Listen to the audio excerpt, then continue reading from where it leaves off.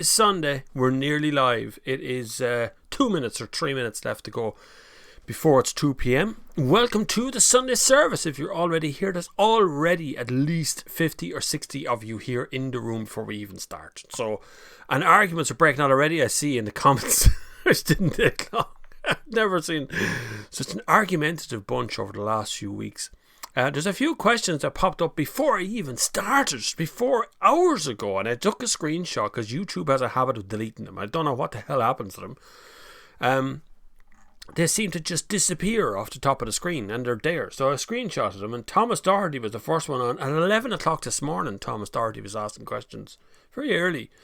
Hello, Bob. I hope you can help. I live in North and planning to move down south in August. What do you think will happen with importing cars from Northern Ireland?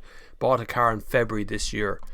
It's easy. You just re-register down here. You do the VRT as you would normally, and it's done. If it's under 6 months, is it under 6 months old? It's not new or something. It's over 6 months older. There's a rule.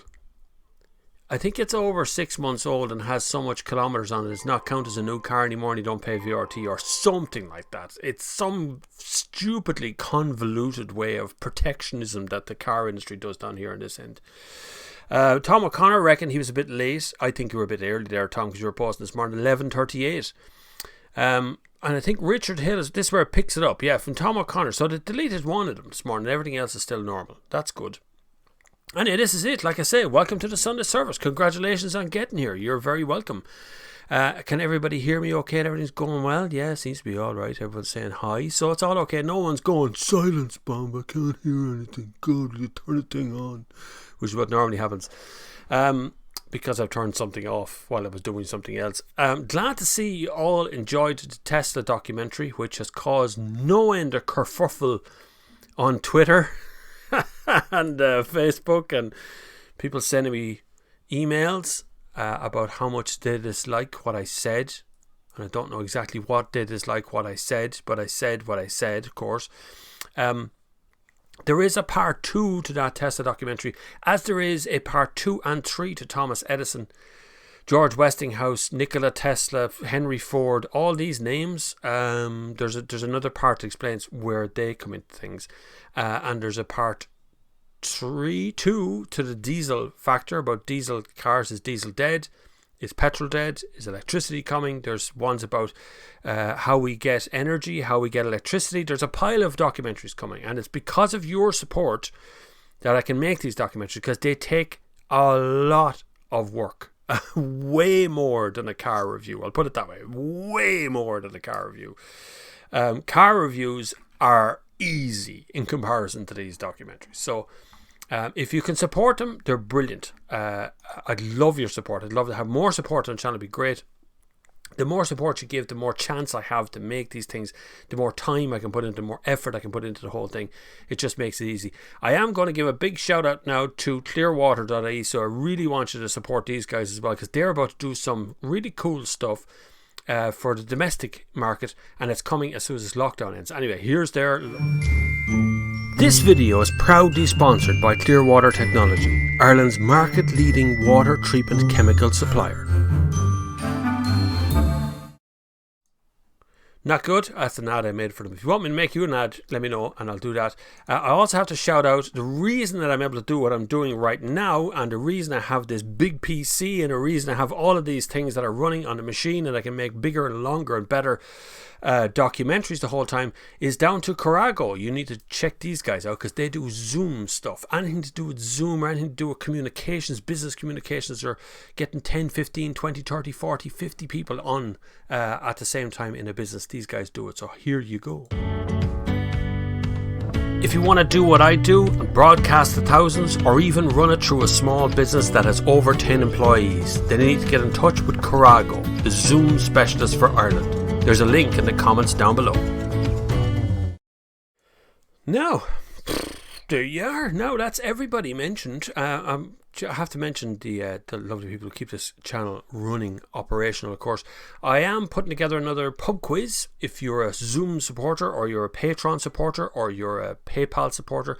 And by the way, YouTube are letting me do memberships on this channel as well. So that's like Patreon, but here on YouTube. So you'll see the little join icon will appear eventually. If you want to do it there, it is coming. I will be having the levels and perks that'll be involved. Be apprentice mechanic, qualified mechanic, technician, and master mechanic. You'll be able to support the channel that way. Hopefully you'll be able to join in that. So if you can't do it obviously on Patreon, or you don't want to do it that way, you can do it here on YouTube, but you can always do it through just PayPal down below. That supports the channel, and is the best way of supporting the channel is by the most direct way of supporting the channel is by PayPal. I won't say the best way, but it's the most direct way. Anyway, we'll crack on with a few questions. Now you've all settled down a little bit. My God, there's a lot of you in this room already. I'm sure there'll be lots of spats breaking out now as people think that I'm personally attacking them.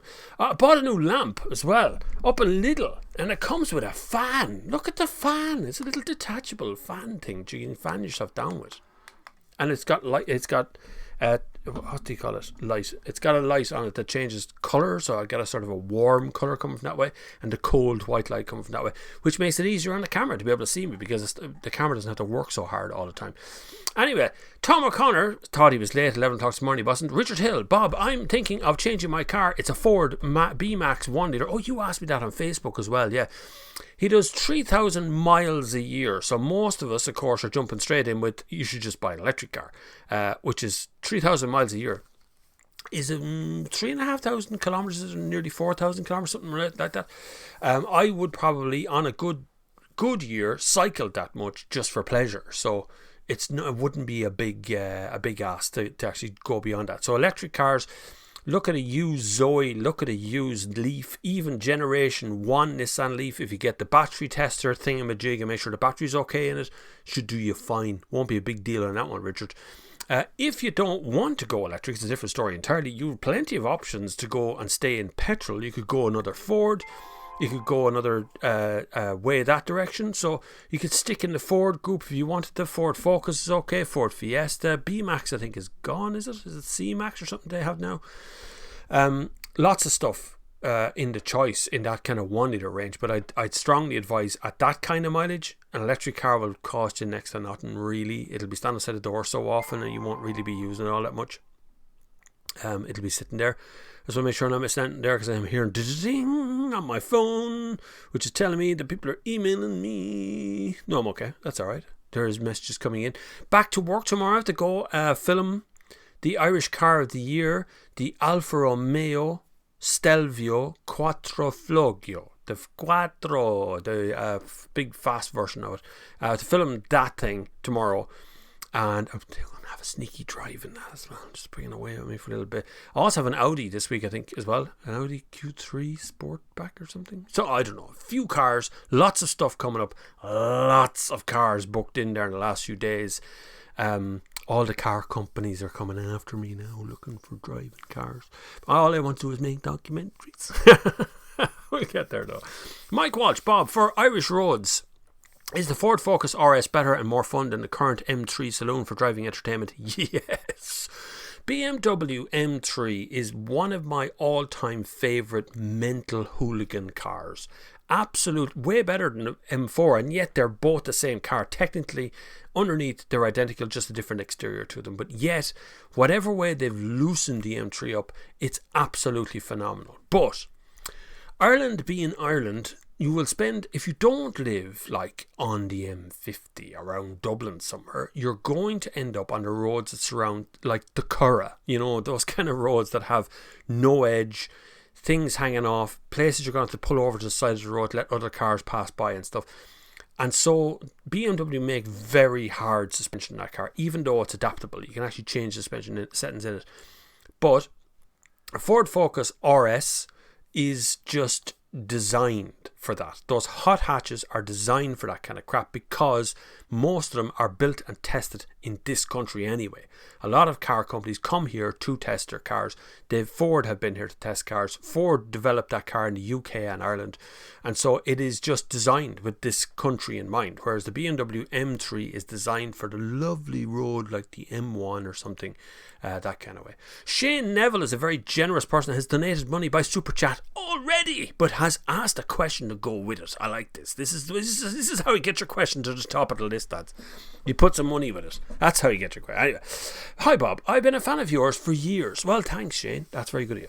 This is actually the first time I've seen you live. I like to listen on the Apple Podcast while driving or exercising. Keep up the good work. Thank you very much. That's very good. I do get a lot of messages from the podcast end of things that this does. So thank you if you listen on podcasts. Absolutely brilliant of you to do that.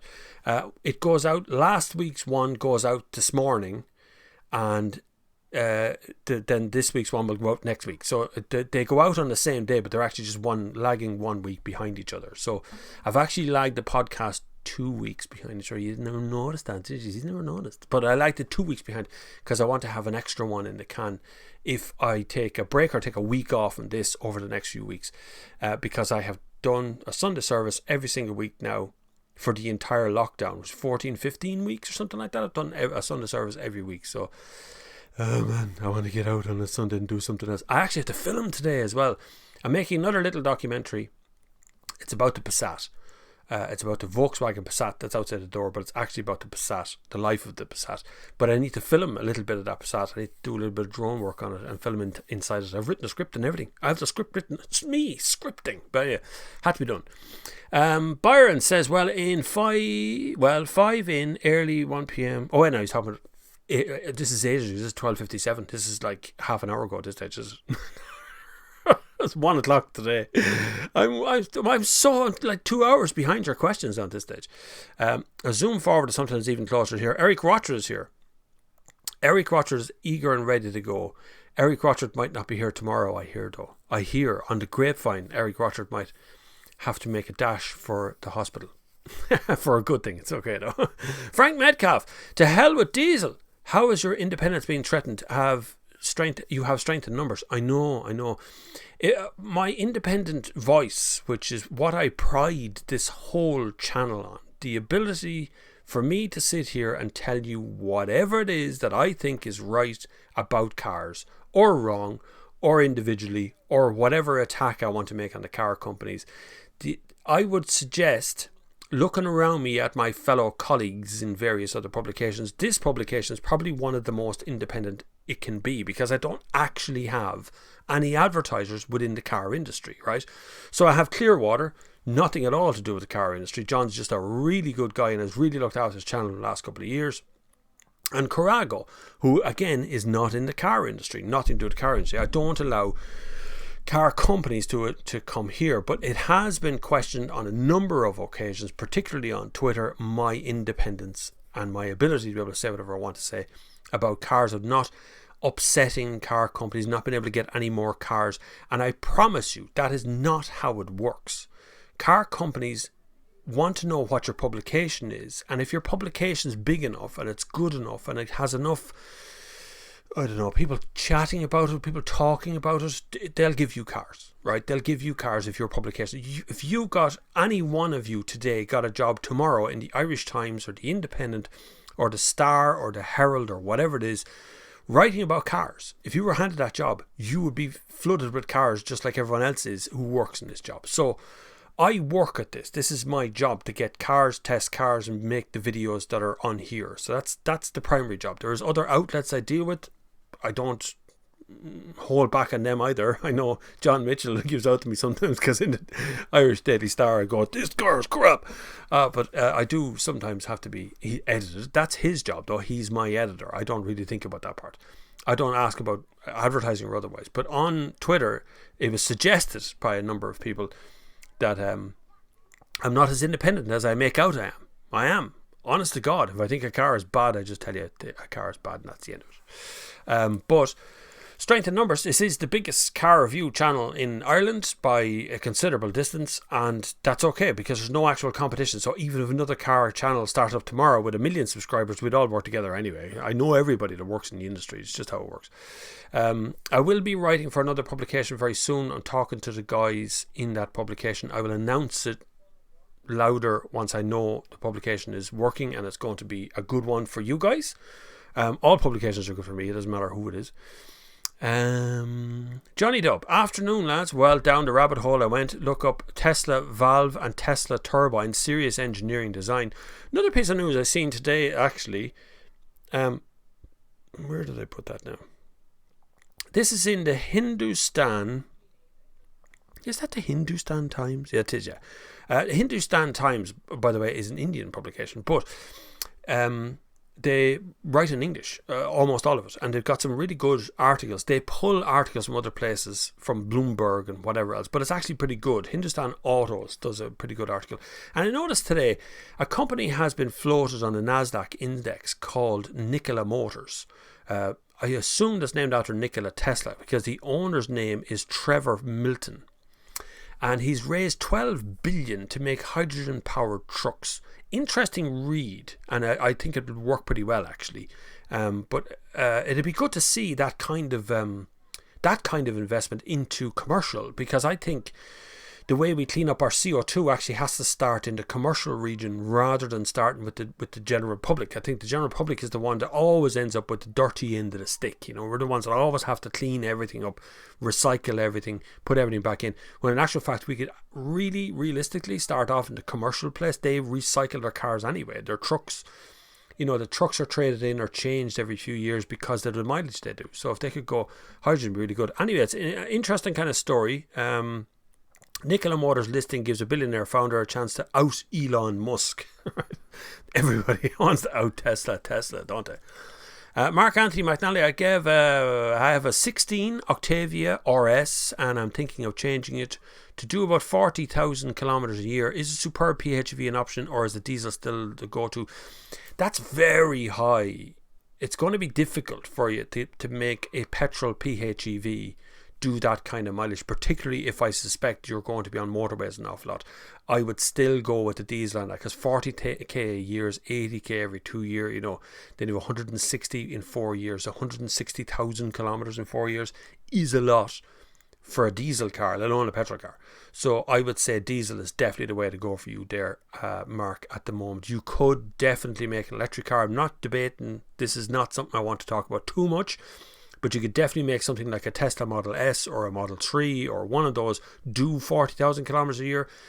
But I suspect you're going to be in a sales rep job. It's your job maybe to do this, where you can't claim back the VAT on the diesel, and probably if it's a fleet car you won't be able to see the electric cars on the fleet list and things. So it's a complicated one, but generally speaking, your Octavia VRS or RS will have to go. You can get a diesel version of them actually, not the same power.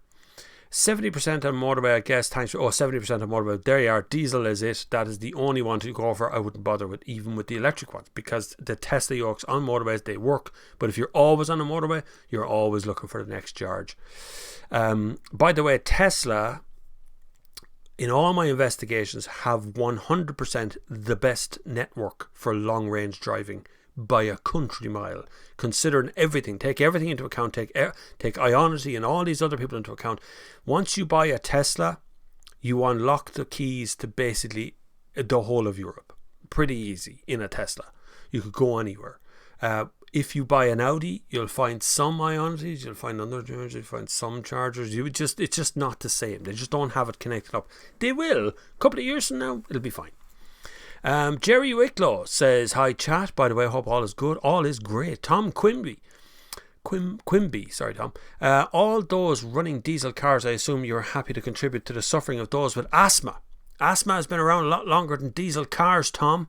That's just a fact. Asthma was diagnosed way back in the 1700s as a condition. So it's been around a lot longer than diesel cars.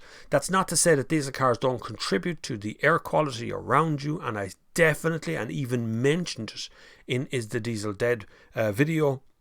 about how clean the air smelled around me because there was less cars on the road.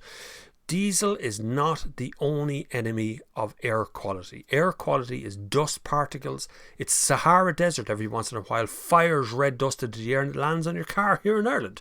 It is everything. You've got to take everything into account. But most of it is commercial diesels. That is the biggest problem. It's high range, long range diesels, trucks, buses, that kind of massive engine that spews it out all of the time. So you can look at asthma, you can look at, there's multiple air conditions, health conditions you can have. That's another discussion I had on Twitter as well, and found out some facts just weren't right, but that's okay. About 1,800 people a year die in Ireland from heart attack problems caused by air quality, effectively, right? So air quality, your blood absorbs the things you breathe in, and that's where all these problems are coming from, or some of where the problems are coming from, not only. Irish Foxhound, good morning Ireland, Bob and chat. Today is a crappy day. Where's the sun? It's due to come back on Thursday or Friday this week. We'll have a nicer weekend, I think, this weekend. And the restrictions are lifting, which is where it says it's all over now at the beginning of this. It's not me that's all over. God, someone got a message. What do you mean you're quitting the channel? And it's, no. This isn't that American dude that I can't think of his name of right now. What is his name? The American guy that does the other channel about cars. He was good once, then got bad. Anyway, I'm not him. I don't suddenly announce that I'm going and then I'm not going,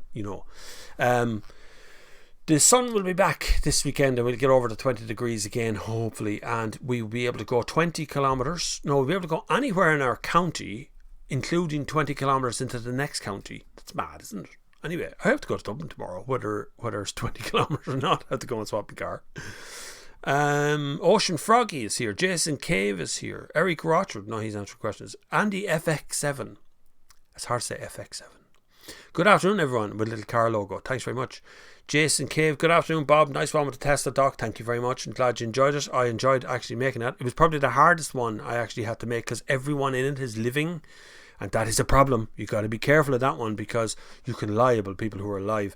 And I was using BBC footage from Top Gear, which is a tricky one to get a hold of for a start, because actually that episode featuring that Tesla has been deleted basically everywhere. So I might be the only one left with the footage on it now. Marty O is here. Good to see you. Marty O was he came to my Zoom call. Yes, we do Patreon. If you're a Patreon or you're giving money by Super Chat or wherever it is that's here, if you send me an email, bobflav@thenextgear.com, I will forward you on an invite to our next Zoom call, which will be a pub quiz again. And we're currently writing a Beat the Intro round. What's Beat the Intro, I hear you ask? Beat the Intro is a very old game where I give you the intro of a song and you have to beat it. You have to get the name of the song from just the intro.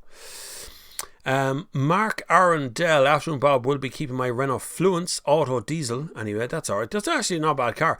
That's a big car for it looks weird, but it's a big car for the money, Fluence was actually designed as an electric car and did come out as a Fluence ZE for a while, but you had to lease the battery. That was a terrible mistake on behalf of Renault.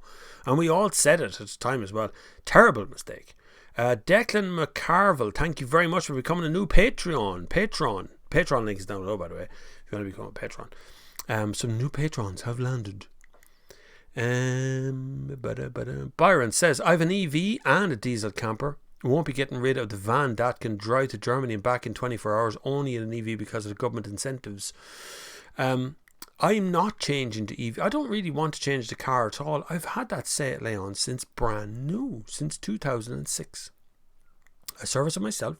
I've recycled everything from that car, including the oil, and the oil filters have all gone into recycling.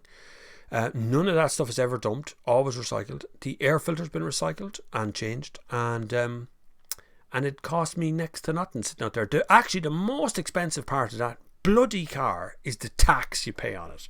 Bloody government tax. Don't get me started on the tax. I can feel a rant coming on us straight away. Matt Lyons says, hi Bob, I really like the Polestar 2. I like that too, actually. Very, very pretty car.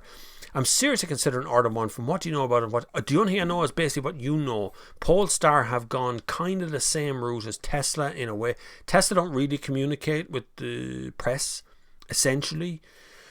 Essentially it's word of mouth kind of with Tesla, so it's kind of the same with Polestar. They don't really engage. I do get the odd email, but they're only press releases like you do. It looks phenomenal, but I haven't driven it. You are talking about Volvo technology in there, so it can't be that bad. It's a real car company making stuff, so I was like that. That's why the generation 1 kind of Tesla Model S or Roadsters or any stuff, they all drive weird because they're not a car company, so they're not good at handling, but they've gotten better over time. Still, there is no good electric as I have good to drive EVs. There isn't actually an electric car that's that good to drive that I've driven yet.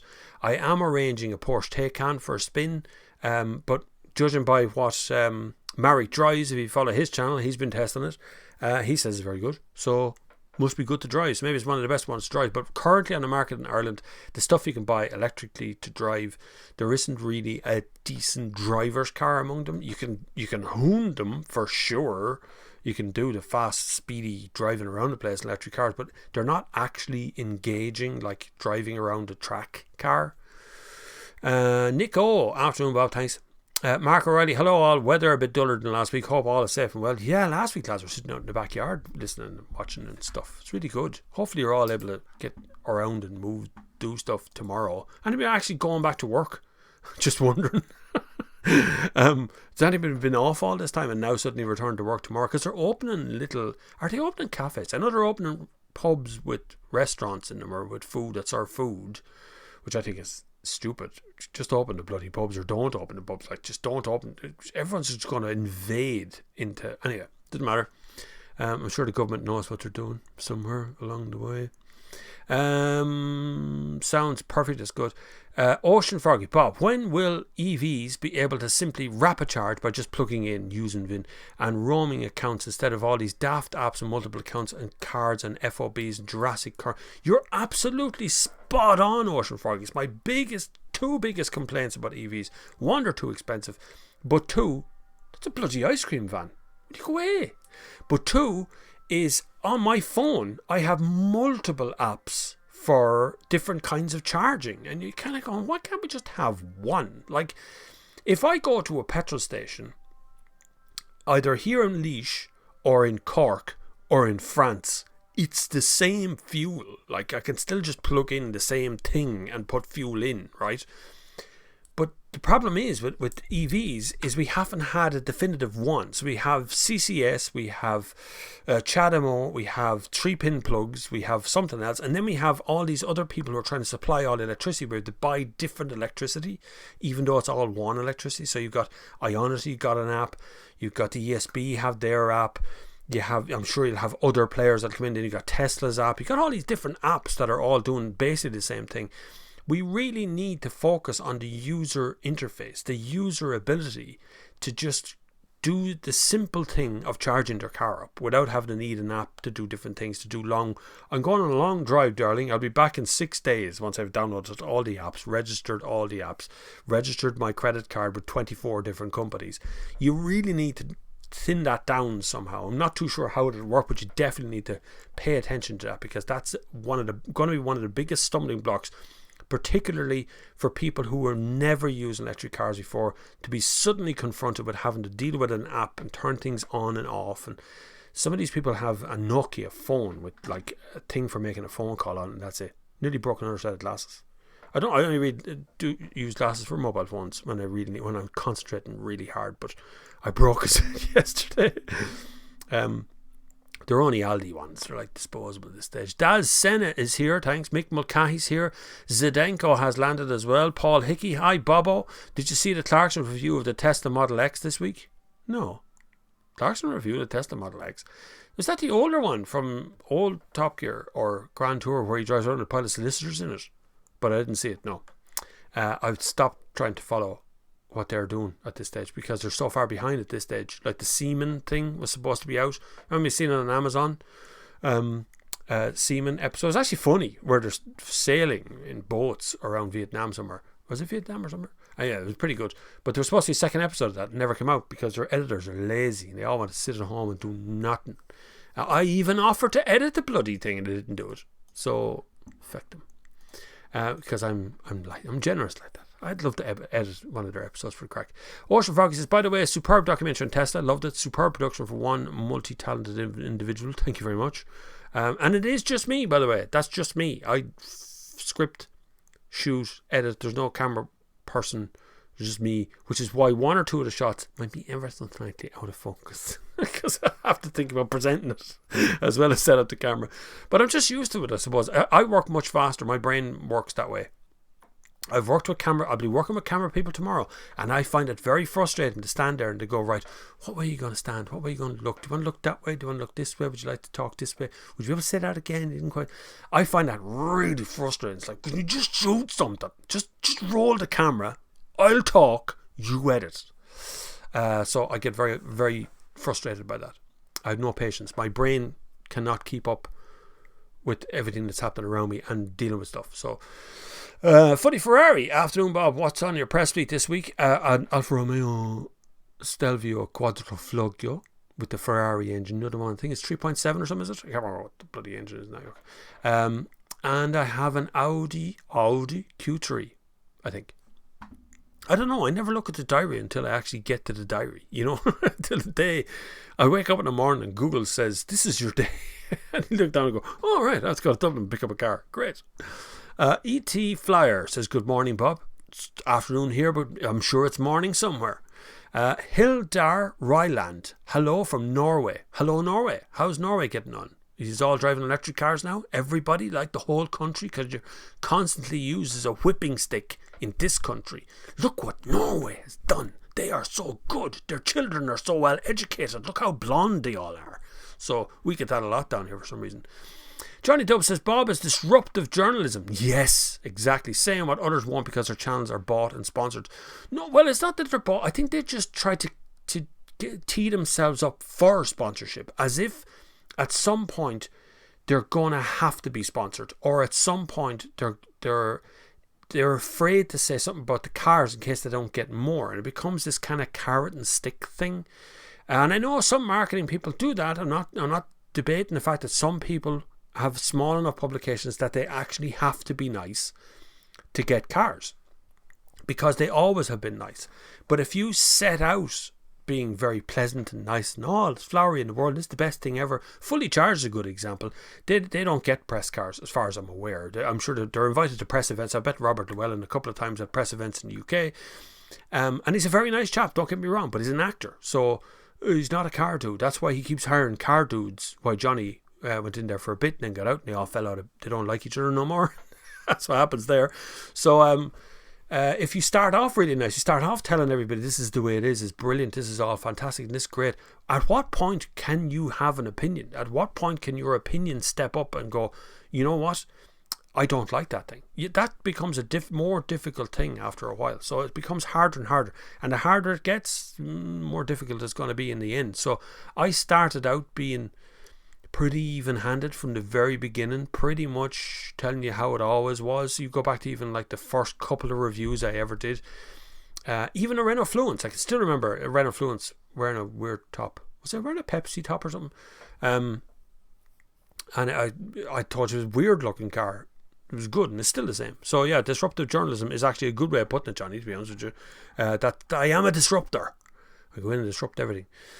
But you see, that's all the newspapers who were laughing at me, who were going, oh God, he goes on, he asks people for money. That seems weird, doesn't it? What is every journalist doing in the country right now except for begging for people to buy papers? You know? I've never made it a secret here that YouTube really don't pay a whole lot of money. They really don't. For the volume of work that's required to make the documentaries, to make the car reviews, to make videos, at least two videos, and a live thing every single week, there's no way YouTube pay enough money for that. Not even close. But there's nothing you can do. You have to grow your subscribers to get to a certain level. Anyway, 50,000 is around the corner. The channel 10 years old next month. 10. Gareth Talbot, brilliant documentary, Bob. Loved it. Excellent editing. Regards, Gareth. Thanks you, Gareth. Very good. Hellhound is here. Hey up, Bob. How's things today? Great. Mark Turner Smith has landed. Afternoon on, Bob and all. Lovely Tessie documentary. Thank you. Mark, I can't get your pictures. Facebook. Mark sent me some pictures of his car collection. And Facebook updated or something the other night. And now it looks crap. Like, it, as bad as it was before, it looks awful now. And you can't download anything. So I can't take your pictures down for some reason. Light Camera 2 says, hi Bob, why can I not purchase a speckled vehicle without animal skin on the steering wheel or interior? That is coming. The problem is leather workshops that work leather for steering wheels and seats and stuff are actually very specific. They grow animals specifically for their coats, so they put them in fields that don't have barbed wire so it doesn't cut their skin, so there'll be no marks on it. Rolls Royce do that, but all leather companies do that. You can, I know Range Rover last year brought out an Evoque, that the little Evoque, I drove it in Greece. By the way, I'll have the new Defender very shortly as well, so that's pretty close. In case anybody's waiting for me to see what the Defender's like, I haven't driven it, so I haven't done anything with it. They brought out one that had bamboo seats, and that fascinated me because the entire seat was synthetic, but it was done with embedded bamboo, and the steering wheel had some kind of a synthetic thing on it as well. No animals died for it. But on the flip side of that, just so we all know, right, animals die, lads. Can I just point out that, you know, saving the animals, what are you saving them from exactly? If you want to save animals, they're going to die. They're going to get arthritis and die in a field. Cows, right? I know. I'm from the country. I was born in Kildare countryside. I grew up around this sort of thing. Worked on farms for years. Worked with the Wilsons. Worked in all kinds of places when I was a young lad. And I know you think animals are treated dreadfully. They're actually treated incredibly well in this country. They're often treated like pets in this country because we make the best beef in the world. World class stuff. And if you didn't slaughter an animal at the right time for its meat and for its jackets, coats, everything else is in it, it would just die in the field from arthritis, old and tired and fall down. I'm not sure what it is between the two that you can't separate, but this is what happens. They don't live forever prancing around the field in a lovely little way. They die anyway. So, you know, I don't save any animal. I understand eating less meat. That's fine. That's okay. I can deal with all that sort of stuff. But this idea that we're supposed to be saving the animals from death, you're not going to save them from death. They're going to die, just like you will, by the way. You're an animal as well. Operator Hoot, good afternoon, Bob and chat. Thank you. Eric Rochford, I think everyone will agree the production quality of the documentary is getting better all the time. TV quality and better, plus Bob has an opinion. True. I'm trying to get to that kind of half-hour point to 25-minute point because I think that's what people are looking for. I found on that Tesla documentary it's 23 minutes long, and I thought it was too long. I actually watched it maybe 4 or 5 times myself all the way through, looking for places I could cut more out of it. Then I thought, no, well, if I just try it, see if how much of it people are watching. People are watching up to maybe 20 minutes of it. So it's crazy. The average watch time is really high on a longer documentary. It's funny that way. And yet is it the diesel one that's got 60-something thousand views on it? So it's like they're flying along on their own. It's great. And I enjoy it so much more than just making a car video. I like car videos, but the documentary things are fun. Pat Mulligan, I thought the Tesla video ended abruptly. Glad to hear there are more parts to it. There are, yeah. You see, I'm trying to make it so I could give you everything there is to know about Edison, right? Like Edison invented the electric chair as a means to stop people being hung, to give people with death sentences a nicer death. I'm not joking, like that's true. Nikola Tesla invented a submarine, little submarine that he sailed around in lakes, like a remote control one. This one was wirelessly controlled submarine, and he did that in 1901 or something like that, somewhere around that area. So there's loads of little things that are interesting little parts, but I don't want to give it all in one documentary because then you give away too much. And people say in the Tesla one, why didn't I talk about Model 3 and Model Y? And I didn't actually talk about any of the models. It was all about how Tesla set itself up as a competitor car company, not about their models. It just happened to hang on a Roadster because that was the first one. That was the one that started out with. So I only mentioned Model X for Brit because it's got doors that fly up and it's got games in the dashboard. Dan Jam says, hello Bob, we brought my husband Darren a Farside hoodie for his birthday yesterday. Thank you very much. He hasn't been well lately, but your hoodie has made his day. Thanks Gemma and Kate. No problem. I'm glad the hoodie's worked out for you. Best wishes to him. I hope he gets better as soon as possible, back on his feet and run around the place like nobody's business. We will have a meet-up this year if the restrictions don't come back into effect. I expect it to be September, October, even maybe into November before we actually really know what's going to happen. But we'll try and have a real physical meetup this year. So that includes international guys that want to come over, whatever. We can figure something out for you. There's always something that can be done to help everybody. But bring your hoodies at that as well. Operator Who says, fantastic Tesla video, well researched and presented. Thank you very much. Andy FX7, jeez Bob, those ads are loud. Had to jump in the volume. Sorry. I had to find out how to make those ads quieter, because that's desktop audio. I wonder, is that because I have to do that? I don't know what that is. No, desktop audio is quite low. Yeah, I'll figure out how to make those ads a little bit quieter. Sorry. Eric Roger, don't forget the like button away, and yeah please, 77 likes and there's nearly 300 of you watching this very moment.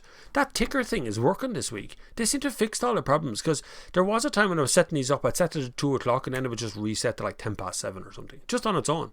And the concurrent viewers used to just stick at 20. Now it's 262 live right this very second. Daza says, Bob, will people be fined for engine idling in April 2021? Bill yet to get passed in daily. I hope so, because when you're walking through a car park like Lidl or something and the adult has run into the shop, I'm only be a minute, I'm going to park in the disabled zone because I'll only be a minute, and they go in and they leave their kids in the car and they leave the engine running for 20 minutes for no reason, or someone sitting in a car and they're tapping away on their phone, or they have a laptop out and the engine's running because they want the air conditioner running. What's wrong with you? Like, cop on, turn off the engine. You don't need to be running the engine idling like that. So yeah, I totally support that engine idling thing. It's kind of unenforceable in a way, like, unless traffic wardens are standing out in the street looking at you with the engine idle and walk up, I'm going to give you a fine now. How do they know how long it's been idling for? Right? But like, if you're dropping the kids to school, or whatever it is you're doing in the car, you should be stopping the engine whenever you possibly can. I know a lot of people use stop start. I do, but I see other journalists, when I get into the car, the first thing to do is turn that off. They don't like the vibration that's caused by stop starting. So I think it will come in. I would suggest we need it sooner than that. I also think we need a congestion charge for city centres, and not just Dublin. I'm talking about all city centres should have a congestion charge now. We should be using public transport to get into city centres. We should be cycling in, walking, not sitting in a car on my own driving through the city centre unless I want to pay for it. So congestion charge would be good. That could be wrapped into the tax system, which means they could lower the car tax on some cars if they really want to, but there's nobody in government that is useless to it. They're useless to it. People in government. You got nobody up there who does that any good at all. Keen Delaney says, hi Bob, really love the Tesla video. I followed your channel since reviewed the Fluence EV many moons ago. Keep up the good work. God, that's a long time ago. Actually came across a picture of myself at a Renault Fluence launch in Ireland. Was the first launch I ever went to. It was the EV launch in Ireland, and it was in Carton House, where I've spent so many days in Carton House now. But at that time it was very odd for me to go along, and I made a little vlog before vlogs even existed, for the family, to show them what it was like at these launches. Anyway, Mark Turner Smith says, wish our UK NHS use Zoom conference calls, who use Microsoft Teams, which feels a bit clunky compared to Zoom. I've had several kind of conference calls with different companies. I sorted out a few companies with different problems, video editing problems and other stuff as well. But some of them used Google Hangouts, which was pretty good, but the data rate is very low. I found it very blocky looking. Other ones use Microsoft Teams, which is pretty good, but you need to set up an account and you have to sign in, you have to do all that codology.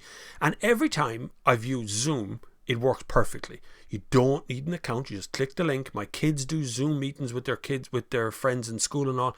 Absolutely brilliant. I don't know why more people don't use Zoom. I know they had some security issues at the beginning, but really? Not anymore. Mick Daly, hi Bob, loving the new documentary type videos. Yeah, they're going to keep coming. I'm going to be making, I hope, if the funding is good enough, I'll make 3 a month, right? I don't think I can make 4 a month. That's 1 a week. That's kind of hard. But I can do, I have 2 in pre-production and I have 1 that I'm planning as well. So I think I could probably pump out maybe 2 or 3 a month, depending on the subject.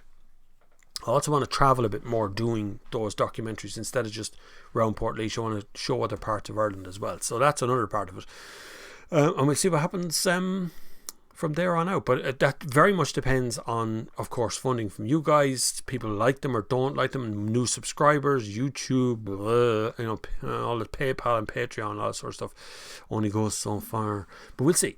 Light Camera 2 says, hi Bob, what new vehicles do not have animal skin on the steering wheel? Sorry, I'm answering questions 2:05. You'll find them always behind you like that. So I've answered that. Dave Davis says, afternoon Bob, I saw an article last night about Mazda switching to rear wheel drive for the 6 and the CX-50. Is this true? Do you know? It is, I believe, true that they are going rear wheel drive for the Mazda 6 for reasons only known to themselves. I don't think technology has moved on in any great shakes to make rear wheel drive any better or lighter than front wheel drive, because like the size of a drive shaft going down the whole length of a car, but that's obviously heavier than the drive shaft that goes from an engine to the front wheels, just like straight down. So how they're going to work it, I don't know. But yeah, the article is correct. I have seen it myself. I've yet to try either of them.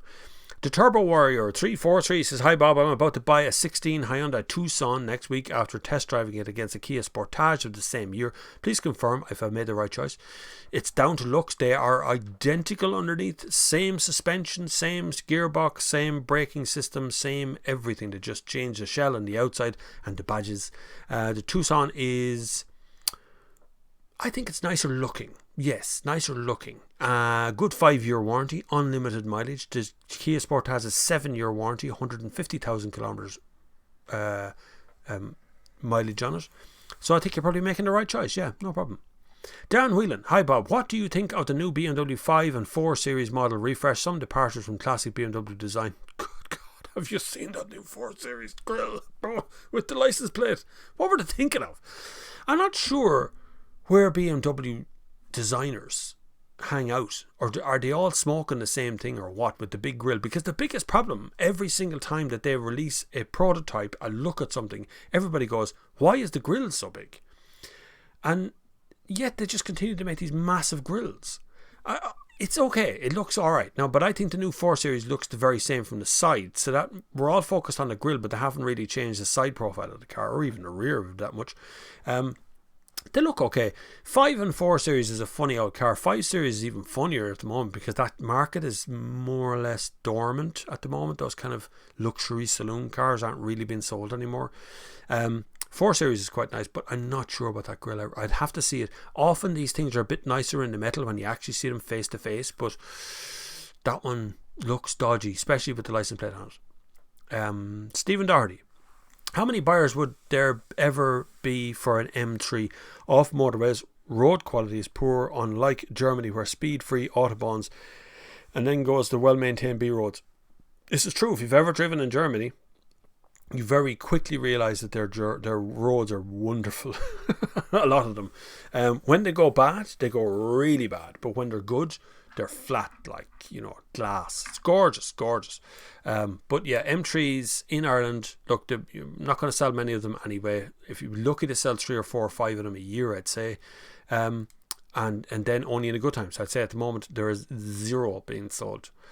Brian O'Donnell, hi Bob and gang, hope you're well and safe. I hope everyone out there is well and safe as well. I hope you're all doing very well.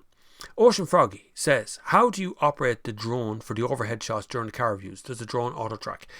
It's a DJI drone. So there's two things I do with drones. One is I have a spotter on the road ahead of us at all times. So there's someone out to make sure there's no one else on the road with us, and there's no cars coming. There's nobody walking dogs or any of that sort of cutout as you're on the cars.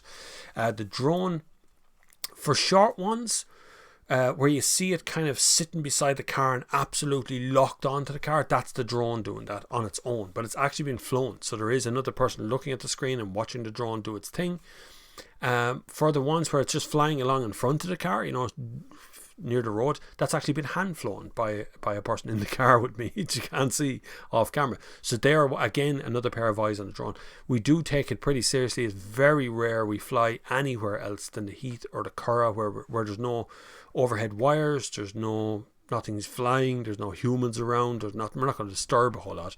The problem with Ireland is ditches. Actually, if you want to film anywhere else, you've got these great big hedgerows on either side of the road. You can't see through them anywhere with the drone, so it's quite hard to film anywhere else. But DJI drones have an incredible tracking system, and they can be monitored at altitudes and where you're supposed to fly, where you're not supposed to fly. You use Air Map as well as another little app you put in your phone, and that tells you where you're flying is safe and what's happening in the air around you. You make sure there's no other small aircraft or helicopters, that sort of stuff.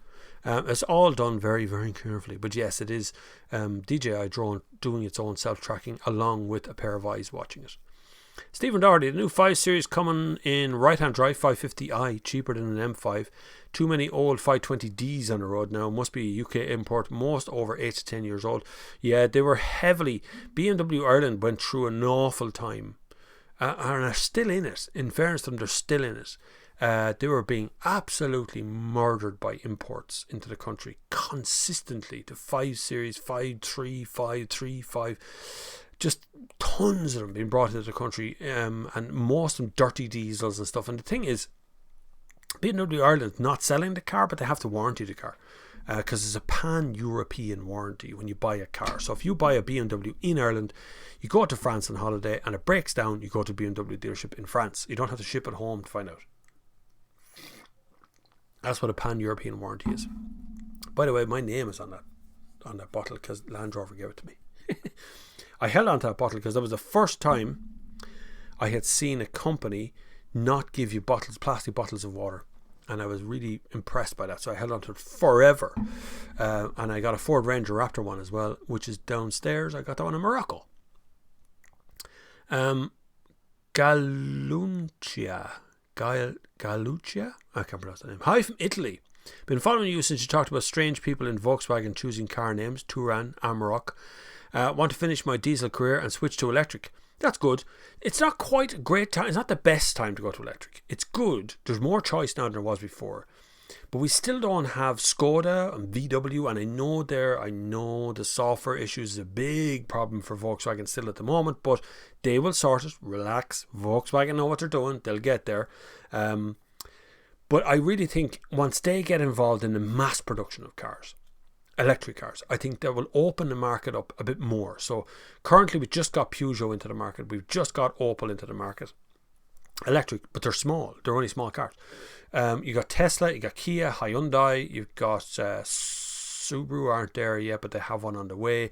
Volvo are tinkering around in the background with the stuff. They're all at it, and I think by next year, by 2021, mid 2021, we'll have such a breadth of offering on the electric car market that we will stop treating them as something.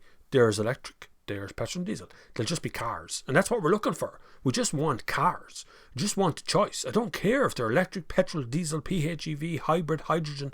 Doesn't matter to me, as long as they're cars and the offering for the human and the consumer out there is good. But electric cars are not the solution to the environmental problems we face right now. We are just making more new shit to put into to replace our old shit. That's all we're doing with electric cars.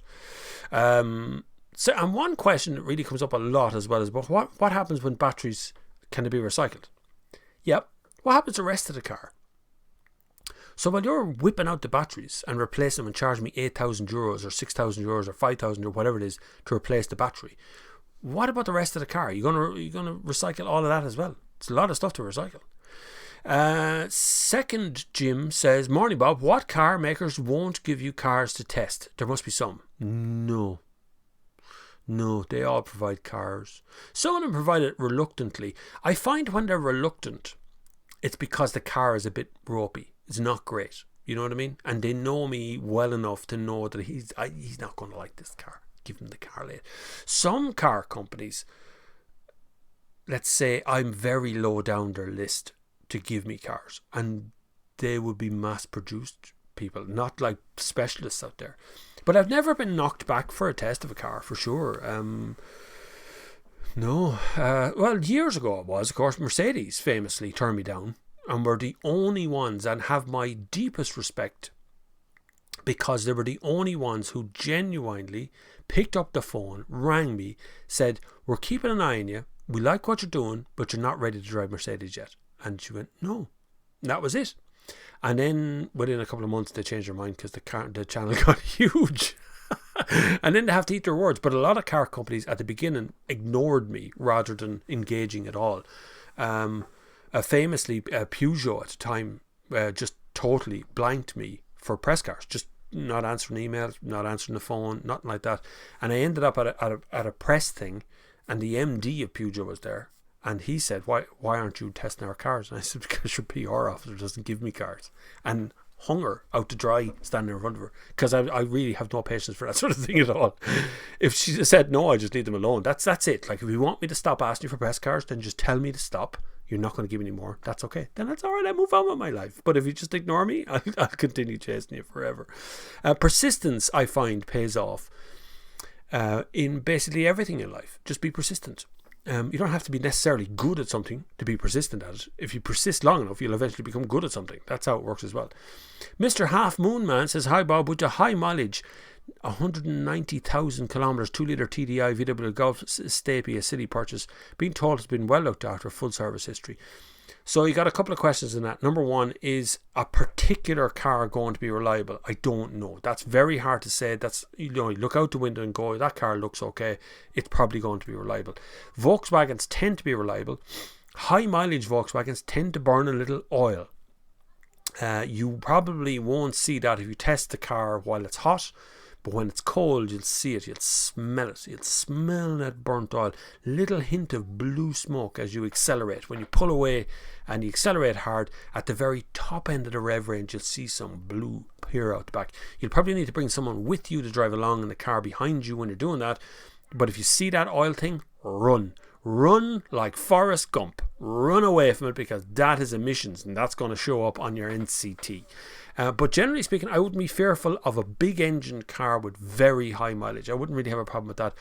Generally, big engine cars with high mileage are well looked after. They're usually on some sort of fleet rotation. They'll be brought in once a month or once every 6 months or whatever it is to get their stuff checked over, and they'll be well looked after and minded. But if you smell or hear oil or hear the engine tapping or the oil looks low or whatever it is, then run. But if it's not doing that, you'd have no problem doing another 200,000 kilometres on top of that if you mind it. You remember the test I did, the Skoda Octavia X Taxi, which had like 500,000 kilometres on it or something like that. We're looking to bring it back to put 1 million on it. Somebody wanted to buy that, actually. Somebody's emailing me about buying that.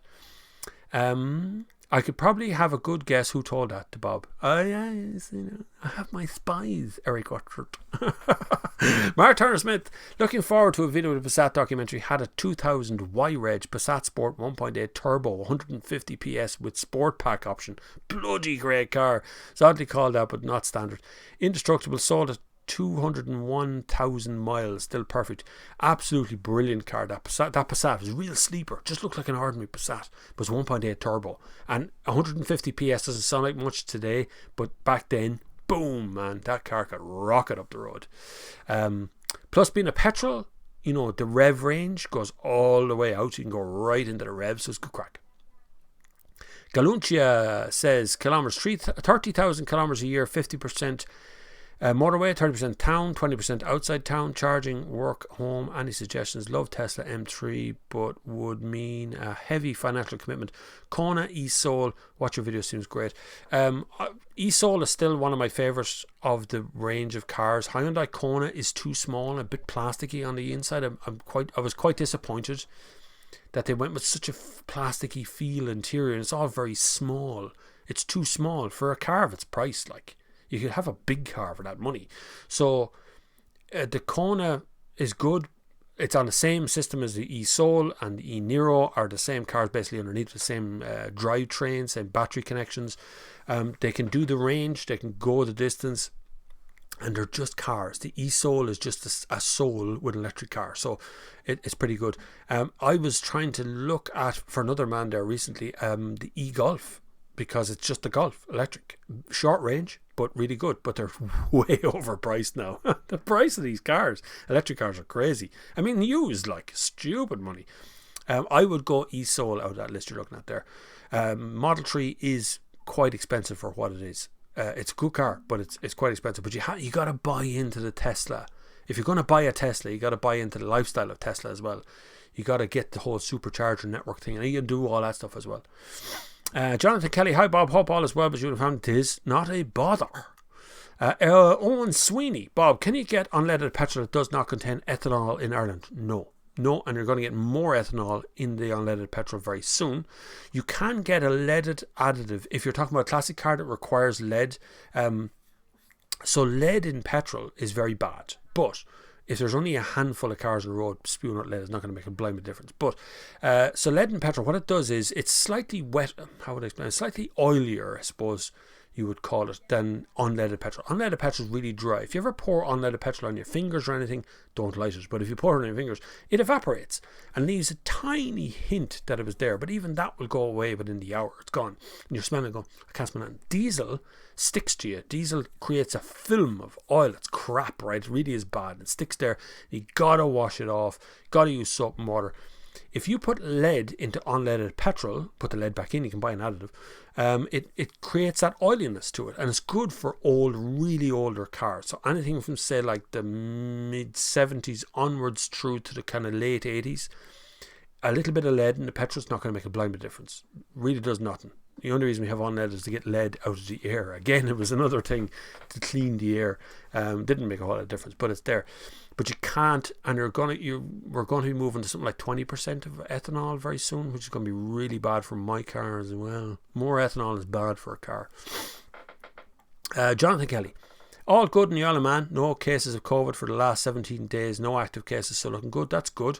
We're dropping as well. We still have deaths, we still have new cases, but we're definitely flattening out that curve, and it seems to be going well. I suspect we've stopped caring. I think at this stage it's like, well, you know what? Let's just get back to work. Because we're all in it together there for a while. But now we're all trying to kill each other, so it's got to stop.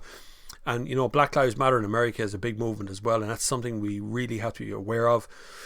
The racism thing that's going on in America. I've been in America. If you haven't been there and you haven't seen it for yourself, it's a different level. It's a different thing. They're treated differently. It's not fair. Schools, black schools, doesn't make any sense to me. First time I heard that, I thought that can't be right. How can that be possible that you have schools for black people? That doesn't make any sense. Why aren't they all in the one school? Whole neighborhoods, whole areas that are just for black people. It just doesn't. As an Irish person, I just don't get it. I don't see it. I don't understand it either. So I don't really understand why that's become a thing. But it's there, and they're fighting for it now. And I hope they don't run out of steam. I hope they get what they want, because having your neck stood on or kneeled on for 9 or 10 minutes while you choke to death on the ground and people are standing there looking at you, that's cruel. That's cruel on a whole new level. That's humanity cruel stuff. That's like wartime cruel. It's crazy stuff. Anyway, that's not what we're here to talk about. We're talking about cars. William Jones Halibut. Sandia National Labs developed a simple Bunsen-like shroud for diesel injectors that totally eliminates particulates. This allows uncompromising reduction in NOx. Tragic Dieselgate spoiled this rollout. Do you know, Dieselgate, it's really not just Dieselgate, but just the awareness people had of air quality, and the fact that everybody just came out and just blamed diesel for the air quality, and then of course they could point a finger at Volkswagen and go, you're the problem, has caused the investment level to drop in diesels. And like, you will always get CO2 and you will always get NOx from something that is combusted, which, whether you burn a barbecue in your back garden or you're lighting a diesel engined car, whatever it is, it's going to emit CO2, right? electric cars, technically, while driving, don't emit CO2. But now where they get their electricity from is a different debate. That's changing. That's happening. That's another documentary, by the way, of can we run all these cars on electric? Have we got enough electricity? If all of the cars, imagine that, if all of the cars on the road tomorrow change to electric, everyone, 2.5 million cars we have in our car park, and I think it's something like that. There's a car basically for nearly every adult in the country, at least one, maybe even two. If all of them went electric tomorrow, do we have enough electricity? Of course, the answer to that is yes, before you all start writing, God, I'm telling you, I think your point of view is wrong. Of course you can. But it would be difficult, but we'd get there. It would work all right, for sure. We just have to scale up to it is the problem. But we could definitely scale up. Oh, well, we got a PayPal. John Coleman. Again, John, you are a legend in your own lifetime, in your support for the channel. Thank you very much. Thanks for mentioning, Bob. No problem at all. Anytime. And I hope you like a new ad. That's John Coleman is Clearwater, by the way, and has supported his channel for years now. We're currently looking for a sponsor for the Sunday service, particularly for the podcast and all that sort of stuff. But John is the current sponsor of all of these things, along with Corago, who also sponsors. Neil Bennett. My father never had asthma for 50 years until he started working around diesel trucks. There's many causes for asthma, and I know I don't have asthma, but I know over the years when I was in school, I had 3 guys in school with me who used to do the little puffer thing. It was a man or a kid when we were kids. I used to hang out with a guy called Frankie as well. He had the same problem as asthma for kids. My kids don't have asthma as far as I'm aware. I know you can develop asthma. Not saying you get it particularly from diesel, but you get it from particulates in the air. We talk about particulates from cars, but particulates are in the air around you all the time. When your skin falls off, it turns to dust. That's what you hoover off the floor. That's particulates as well. Your hoover emits particulates. They all do it, all the particulate stuff. So it is definitely there. Diesels, you should, if you're working with running diesel engines in a closed environment, you're supposed to wear an oxygen mask. It is in the training manuals. Just saying. VW Golf driver says Scotty Kilmer. That's the guy, Scotty Kilmer, yeah. Scotty, I flicked into his channel the other night. Everybody knows that I have a little problem with Scotty Kilmer in his like noise. You know, he's got 2 videos a day, every day, and there's different clickbaity titles on each one of them. And I know he's admitted it himself, and it just bothered me because I was a subscriber of his at the beginning and it was really good. And then he went tonto, and every once in a while he puts up a video that says, it's over. That's it. And you click and go, oh, he's finished on YouTube. Oh, no, and then you find out it's not. It's Nissan is over or something, right? It's something else. It's clickbait. And it's disappointing because if that's what we have to resort to, constant total clickbait stuff, it doesn't make any sense. I try not to clickbait. Obviously, I want YouTube to share the video out. So I give it a title that I think you will click. But I also give it a title that I think the algorithm will understand and is looking for. And so you have to kind of blend the two, but I never try to go for the clickbait, and I never try to do that. It's not like, you know, the death of Tesla, and then you don't actually talk about the death of Tesla at all. Flying visit as long as the signal holds, big smoke here. Andy McAfee, you were supposed to be gone. You were not supposed to be here. You're supposed to be out doing something. You told me yesterday you wouldn't be here. You've already given me your pass for the day. You don't have to be here. Eric's still here, yeah, it's okay. We got moderators. We got it, because the Banhammer had to come down last week. And Eric's at it already. See, Eric's here already. Mr. Half Moon Man says, Jesus, here's me thinking it was fairly high for a 5-year-old car. I can't remember how many kilometres was on my car. It's 160,000 kilometres, 170, something like that. Couldn't care less. It's fine. It starts every time. My wife goes out, gets in, turns the key, and off she goes. Deadly. Annie McPhee says, I may have every episode of Top Gear back to 1989 if you're ever stuck for B-roll. I am. Do you know what? No, maybe that's not old enough. 89. Is that the one with like Woolard in it and all those kind of ones? Pulling a Woolard is a thing that we still talk about as motoring journalists today. That's putting your foot up onto the bumper of the car and going, well, you know what, I think this car is pulling a Woolard. I might have to take the older Top Gear, because I'm actually making a documentary about Top Gear. Don't mention that current Top Gear, because I'm already blocked by what's he called? Chris Harris. Chris Harris blocked me on Twitter. I don't know why, but he already blocked me. So I'm making a documentary about the death of Top Gear. So I might need some of that old stuff. That'll be good. Nitrox says, great documentary about Tesla, Bob. Thanks very much, Nitrox. Nico, I won't be changing my Mini Cooper ST. It's a good little car, Mini Cooper ST.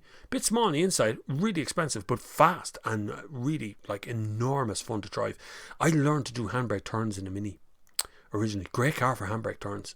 Don't tell everyone that, obviously, but it's absolutely brilliant for handbrake turns and J turns. It's deadly at J turns as well.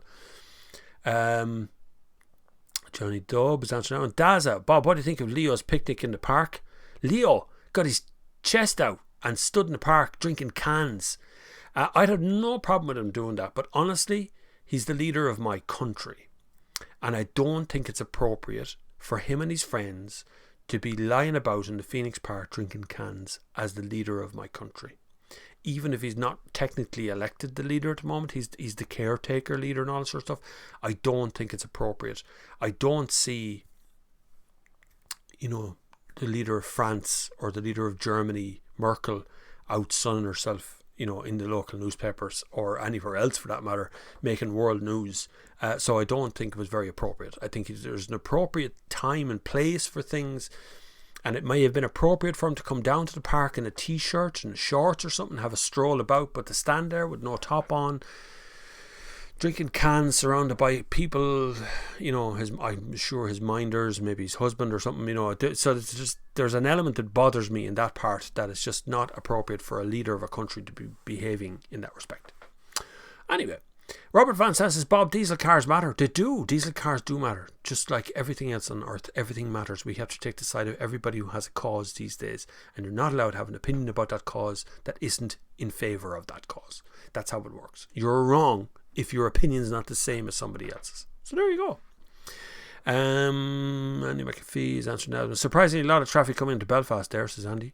Mick Daly, VAT and VRT make up approximately a third of the cost of new cars here. Yes, they do. VRT being the big problem. I have no problem with VAT. I don't really have a problem with that, because there's two things that VAT does.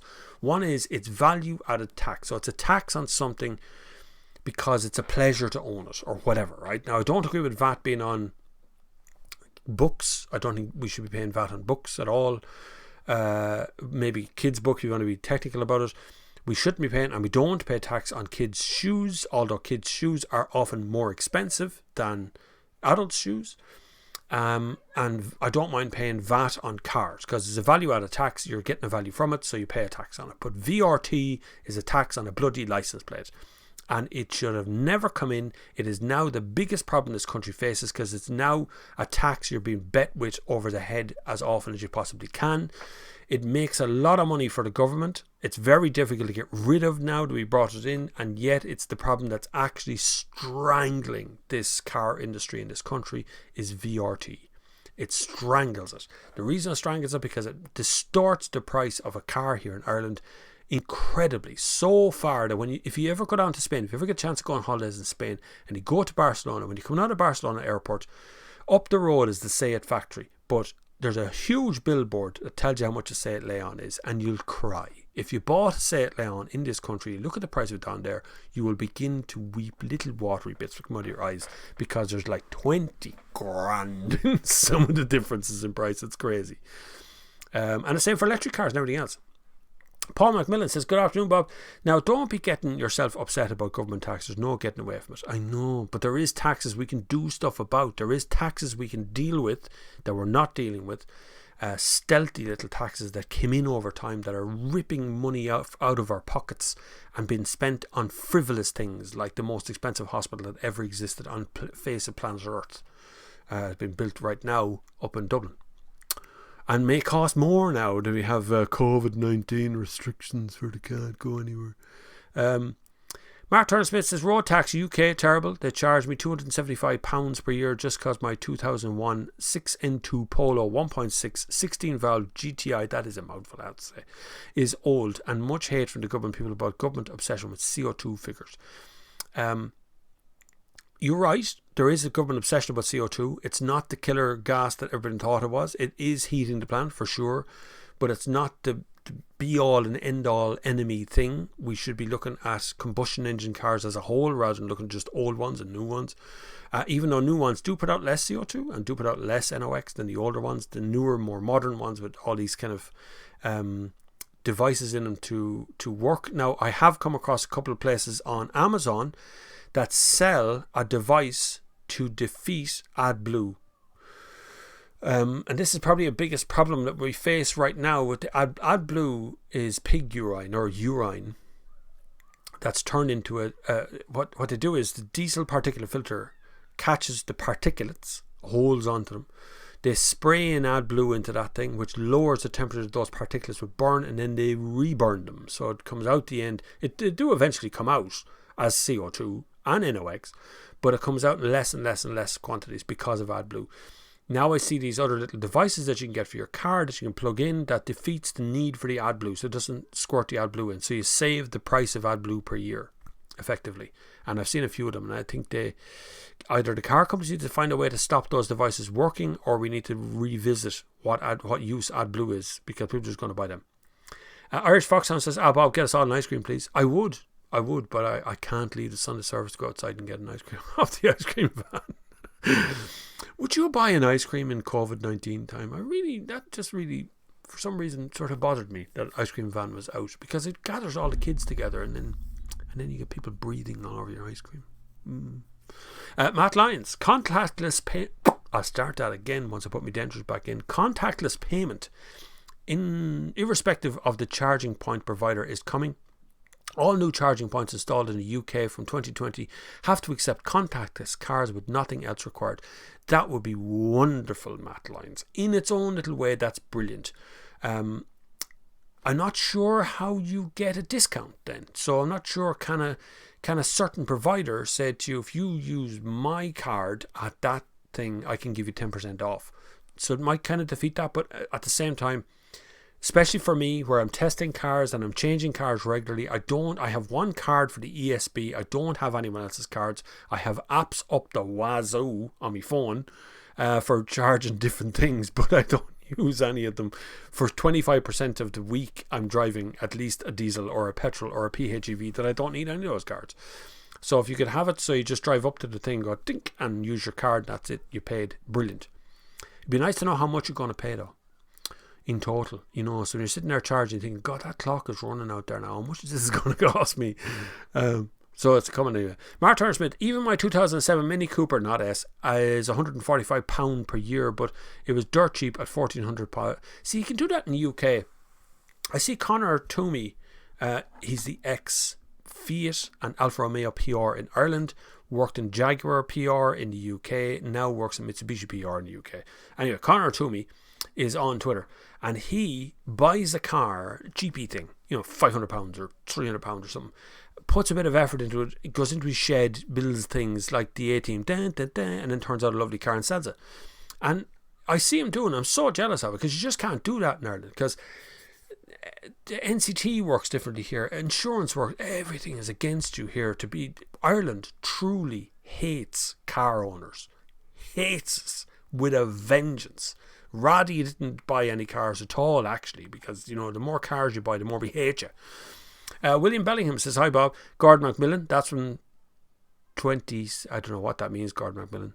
2017, something from 2017. Pat Nolan says, hi Bob. Go on, Pat. I've lost me thing, has gone flying forward and I've lost me space. I was keeping up so beautifully well with all of it there. Really was perfectly just scrolling down to the end and working it out for myself. But now YouTube is gone. No, you can't do that. Oh no, we have to mess you up as hard as we can. Crazy Dog 5508 just clicked in. End of the road for diesels. Yep, end of the road for diesels. I can see less and less investment in the diesel end of things. I can see less and less press releases that even mention a diesel in their stuff. So I just feel there's a kind of a move away from diesel very quickly and towards the EV range. And the problem is there isn't enough batteries to supply, and there isn't enough technology, and there isn't enough precious metals to go around. And electric cars are not as clean as they're always made out to be. They're the cleanest thing on the road, are brilliant, yeah, but you still gotta mine all that crap out of the ground, right? So there's still good parts and bad parts to both cars. But I just see diesel being kind of shelved slowly but surely, just kind of being pushed to one side as if it doesn't exist anymore. Mark Howells Prescott, good afternoon, Bob. You hope you and the family are well. We are. Really enjoyed your video on the history of Nikola Tesla. Thanks, regard, Mark. I'm actually going to make another video on Nikola Tesla's inventions, because some of them are amazing. The man was a lunatic in the end, but amazing. He went wild. The free transmission. Can you imagine if he had got it right and you could transmit wirelessly electric all over the world? Free, for nothing, zero. You generate it one place and you just transmit it like radio signals across the world. That was his idea. That's what ran him dry. That was his whole background was that part. Amazing mind of the man. So many other people like George Westinghouse and Edison and all actually patented his inventions. So he lost out. Maybe 10 or 11 different inventions that were patented by other people were actually invented by Tesla. He should have been a multi-billionaire on his death, and he was broke completely. Westinghouse was paying for his hotel to stay in. It was a very sad end to his life, actually, in fairness to him. Same as our old friend Mr. Diesel. He had a very sad end. He committed suicide. Bob, what's the little TV thing in the front of the light board? Oh, this thing. This is a little viewfinder thing. So these are viewers. So what you did was you took pictures years ago and you converted the pictures into a little tiny slide, little tiny color slide, and you put the little slide on the top of this. You press down and this lit up and would show you the size, show you the picture in this little TV screen. This belonged to my father. He bought this in 1960 something or other, and all of his pictures that he took in Cyprus, well, he was with the army, he was a sergeant major in the army, he was in Lebanon, he was in Cyprus, he was in the Congo, he served in all those battles and wars. He got all his pictures converted to slides, so he had one of them things. Now the pictures, some of the pictures have gone missing, a lot of the pictures have gone missing, but I still have the little device for looking at them. It doesn't work properly anymore. Somebody left batteries in it over the years. It's properly used, and the batteries faded out and then started leaking inside it as well, so there's damage to the inside, but that's what that thing is. There's loads of toys and stuff behind me here, all kinds of things. Dermot Watch says, hi, Andy Tierney, I just came in now. Bob, you said diesels are dead. Can you explain? I bought one, 2014 one. They will be. They're not dead yet though. They're not dead. Is this the end of the road for diesel as a title? So it's not like misleading or anything, but it is the end. I think it's going to be the end of the road the next 10 years, unless one of the car companies is working on something extraordinary. I think diesels will be shelved over time, slowly but surely. We're going to lose thousands and thousands of jobs. There's nothing much I can say more than that's definitely going to happen, but within the car industry, I mean. So we're going to have a difficult time in the future, but we're doing okay. Don't forget to support the channel if you can. It's great. Hit the subscribe button is the best and completely free way of supporting the channel, is to subscribe to the channel. If you want to get little notifications, you click the little bell beside it and you turn on all notifications, so whenever I do something, upload a video, a documentary, go live, your phone lights up and tells you I did that. And that's the way to cheat the algorithm in YouTube, by the way. But subscribing is totally free. But if you want to support the channel like others wonderful people have done as well, you can do it by Super Chat, which is right here on this screen that you're looking at. You can also do it by PayPal, which there's a link down below for a direct PayPal donation to me, or Patreon. And from next week, middle of next week, you'll be able to do memberships here on this channel as well, which have been approved by YouTube. Thanks, YouTube. They've been approved though, so that's coming. Ray J 1976, Bob, diesels aren't going anywhere. Also, Bob, end of the road for diesels. Yeah, diesels aren't going anywhere, but they're end of the road for diesels. It's meant to be a question. I should have put a question mark in the end of the road for diesel. Should have been question mark at the end of that. Sorry, YouTube isn't great at showing question marks, but it's not the end like tomorrow, but certainly within the next 10 or 15 years, unless massive investment or unless we get suddenly a way to make diesel totally clean, people don't want it. I can see the conversation generally going that direction through all press releases and everything else, so it's a bit weird. I'm about a half an hour behind you. No, I'm not. I'm nearly an hour behind you. I'm sorry. I will probably have to skip questions. I don't like skipping questions, but there will come a point in this where I'm going to have to end, but I usually just stick around till everything's answered anyway. So stick with me. We'll get there. Jason Cave, I wonder how many people are buying electric cars, understand them, ensure nickel mining is great for the environment. There's less and less precious metals and things going into electric batteries, but they're still not clean. They're still not this squeaky clean thing that people will try and make you believe, or that car companies try and make you believe, or even EV owners sometimes come across the idea that they're holier than thou, that this has to be done, you do it this way. But it's this idea that we just every once in a while the world just goes, right, dispose of all of that, let's do this now. And then it comes back in another cycle. So if you watched The Death of the Electric, Who Really Killed the Electric Car was the other documentary, you'll have seen in that we've done all this before. We developed batteries, we developed electric cars, we went wild for it for a bit, and then we just nah. And actually the First World War stopped the development of electric cars. They were useless to the war effort. They were completely pointless. They couldn't be charged in the fields of the Somme, so nobody wanted to know about them. And petrol and diesel kind of just sparked up, and tanks and things were invented during the First World War, and airplanes and fighter planes and stuff, dropping bricks on one another. That's in the First World War. Fighter planes were unarmed.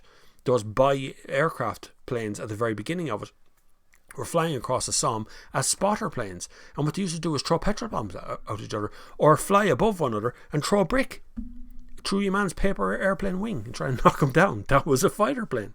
So we've done all this before, but I think diesel right now has such a bad name, and I think people look at it in such a poor light. Now you feel guilty even just driving around a diesel car. So I think the attitudes in people's minds are changing as well. Johnny Dubb says, have to laugh at the irony of Dennis Murphy, Irish Car Carbon Reduction Alliance, calling for a scrappage scheme to get most people to buy new cars. Conflict of morals there, surely. Absolutely, positively. Scrappage schemes are a waste of time. They improve your sales today, and that's great, but they won't improve your sales for the long term. Oh, look at that. Right on schedule. The missus has arrived with a cup of coffee. That'll keep us going for the next bit, because I know I'm way behind you. I'll catch you though. Scrappage schemes are bad for the car industry. And if you're working in the car industry, you listen to this, I'm telling you, scrappage schemes put money on your table this month, but they rip it out of your hand in 6 months, right? Because you've no used cars. That's the problem. We're a car industry or a car seller, and I know, lads, I know this is how it works. If you're a salesman, I know how this works, right? You make money on the used. You make money on the trade-in. You don't really make money on the new car at all. If someone buys a new car now, they're going to keep it for 5 years. PCP even, they might even start thinking bad about PCPs. But you're just cheating yourself. You're just making your figures inflate this month and next month. And then the month after that, they'll just fall like a big rock from the sky will drop onto the ground. Scrappage schemes just take all of the old cars off the road, and then you've nothing to sell. Nothing. You stand there with loads of new cars going out and a truck heading away into the recycled scheme of things, and nobody bought an electric car. We're back to square one. There's not enough electric cars to supply the market anyway. There just isn't. They're not producing enough because they don't have to. Emil Vladimov. Hey, coming back to the multiple apps in Bulgaria that started to accept credit cards for payment, no app or cards near as fast and easy. See, contactless payment or an app on your phone. I'm okay if it was Apple Pay or Google Pay or whatever one you want to use, the pay ones, or a card or Revolut or whatever it is, but I don't want to keep downloading an app to find out where the local charge point is. We need one app. We need the government departments to suggest there is only one app available, and this is the app, right? And everybody downloads the same app, and then we know where the bloody charge points are. Because right now it's like a mystery. You're driving into a petrol station, there's a charge point. You have to go around the whole car park looking for it, but it's there somewhere. And they have to stop putting the charge points in the arse end of a car park as well, where you have to walk for miles to get back to it. And the security aspect of this as well, as we have to think about other stuff. I'm a man, and like a lot of you, and I think about 93%, sorry, or is it 92%? 92% of the audience of this channel is men. The rest are women or nondescript, right? So either users that aren't logged in or women. we have to understand there's places where charge points are that people are rocking up to at night time on their own in lonely car parks of places that are long since closed. They closed at 6 or 7 o'clock or whatever it was, and they're in a lonely old car park, plugging in and out stuff, getting out of cars in the rain and plugging in. That's just, security wise, that's not safe. It's not safe to be sending people, young people, old people, your daughter, my daughter, possibly going to a place, the back end of a car park of a place that's closed, like a Tesco car park or something, at midnight, trying to get a charge. It's dangerous. So there's a danger end of it as well. We need to stop doing that. I need to put charge points in places that are in public view where everyone can see them and they're safe, and we know we're all keeping an eye on each other and that sort of thing. Anyway, Dermot Walsh, Bloomberg reports this week that the Chinese government is stepping up efforts to establish common industry-wide standards that will allow drivers to swap out EV batteries. There is a company that has been swapping EV batteries, a Chinese company that has been swapping EV batteries for a while now, and they're state of the art. I did warn you on the Sunday service probably last year something that the Chinese are going to come in and stand all over the European and American car market with their electric cars. They are ready to go. I'm telling you, they control most of what goes into your batteries already. Raymond Grace has sent money by PayPal. Thank you very much, Raymond Grace. You're very kind. You're very kind. Your support is always welcome. The Chinese are coming, lads. I'm telling you, on the electric car front, they've got it. They've got the technology. They've got access to all the precious metals. They control the stuff that goes into the electric engines. They control a lot of the mining that's going on right now to get lithium out. They don't care. They don't care about their population. They just mine it out of the ground and have done with it. As a great story I had last 2 years ago now at this stage. The Chinese decided they were going to start making batteries for trucks, and in a 6-month period they went from a site that had a couple of houses in it, a bit of green fields at the back, to a fully fledged clean room system building batteries in a clean room environment, and did it in 6 months. We couldn't do it here, not even remotely. Think of how many hospitals they built in that. Remember that thing going on where they have 10 hospitals or something built in a couple of weeks? That's what I'm talking about. That's how the Chinese work. They will come here and they will take it all from everybody. Richard Hill. Hi Bob, I'm thinking of changing a car. It's a Ford B-Max. Oh, we did this already. You ask me that again. You copied and pasted the questions. I like it. I will try to email the car model pictures later, Bob. Oh, it's okay. I've seen them, but I just can't display them from Facebook on this here without going into Facebook. Shivan Tata. Very true. Not sure what that was in relation to. Owen Sweeney. Hi Bob, can you get unleaded petrol that does not contain oh my god, I'm mad here. These questions come up a second time. I'm going to zoom down that way till I get the questions I haven't seen before. Polestar 2 has a fully vegan leather-free interior, Matt Lyons says. There you go. Jason Cave says answering your questions. Keep going. Adrian Mullally, I've been meaning to watch the Tesla video, looking forward to it more now. See, everybody should watch it. Sit down, watch it and share it. Like, subscribe and do that stuff that YouTube tells you to do. And I'm telling you to do. Subscribe and click the bells and all that stuff. John Ross says leather is a byproduct either from meat processing or from animals that have died and are processed for pet food or fertilizer. Hides and leather would be wasted if not used. Correct. Correct. Look, you possibly shouldn't be eating meat 4 or 5 times a day, right? Or even 7 or 8 times a week. Once a day is okay, I think. But I think the vegan movement thing ran out of steam very quickly when people realised that really the diet of a vegan... Okay, I'm going to throw something at you, and it's like a pop quiz, right? What is the number one cause of death of vegans? I'll leave that with you for a minute. The number one cause of death of vegans. Mark Turner Smith says, need to sort out a passport for any meetups. You may sort an Irish passport from someone. I'm sure we can get it all sorted for you. Dazza says, an Irish engineer built the first submarines for the US Navy. That is correct. Can't remember his name. Yes, that's correct. There's an Irish, the first US Navy proper submarines was an Irish engineer who put that together. But the first submarine and the first remote controlled boats and submarines that were put out there was Nikola Tesla. He invented a little model one. It wasn't so much a submarine bit of it. It was actually the remote control part of it that he was doing. Submarines have been around for a while at that stage, but not in a military sense. Nico says Land Rovers are fine if you have manufacturer's warranty or a fat wallet. Correct. They cost a bleeding fortune. Michael Klutz, can't pronounce your last name. The vegan revolution is not about allow your 100 cows to die old on the farm field, like Bob said, but rather don't farm 100 cows. Cows will be farmed. I'm sorry to say, Michael, we're not just going to suddenly stop farming cows. What do we do with cows then if we don't farm them? Just let them run wild, free, like the buffalo or something. What do you do with them? Like, you can't just stop. Just kill them all. Just wait for them all to die of old age, and then we won't eat meat anymore. So you don't breed, and we don't let bulls near them till they all die out. Like, what I'm saying to you is they're going to die. They live to die. Everybody does. We all do. We all die eventually. You can eat less meat. You can make conscious decisions about the kind of meat you eat. So you can go, I'm not going to eat McDonald's anymore because the meat is highly processed and comes from stressed out animals that are being pushed into caves to be looked at. Whatever it is. That I agree with. I've no problem with that. But if a cow, particularly here in Ireland, where we have some world-class farms, in all respects, poultry farms, and we have bad ones, we have good ones, pig farms, we have cow farms, but the cows are usually pretty good. If a cow has lived a good life and has been grass-fed and walked around a field and just ate some stuff, get milked once in a while, it gets to an age where it's slaughtered and it's used for meat that I eat or you eat or whoever it is eats.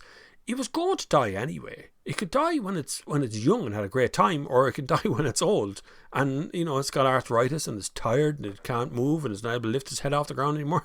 That's not a good death, though, is it? Just saying. Look, I'm not going to get into the vegan aspect of stuff, but I think there's two sides to every story. I've done the vegan stuff and I find the diet to be very one way. It's like everything's curried. Everything has to be bleeding curry or chickpeas, or I've done vegan stuff, I've done vegetarian stuff, and I'd still do both. We still do a vegan curry once or twice a month. We do vegan evenings here. We do vegan pizzas. We've done them as well. They're quite nice. I like vegan cheese. That's quite nice as well. But I don't like stuff that imitates meat. I think we should stop doing that. Like that Beyond Meat burger thing. That's crap. I don't want a chemist to make my food. No. Rob Cousins, Bob, is it possible for any of you to have a Tesla with no home charging available, and relying on supercharging? Say a weekly commute was 400 kilometers and mostly motorway. No, not really, Rob. And you're going to get kind of ripped off in a way, because Tesla do make you pay for supercharging, okay? And it's fairly expensive, actually. I mean, compared to home electricity, it's fairly expensive.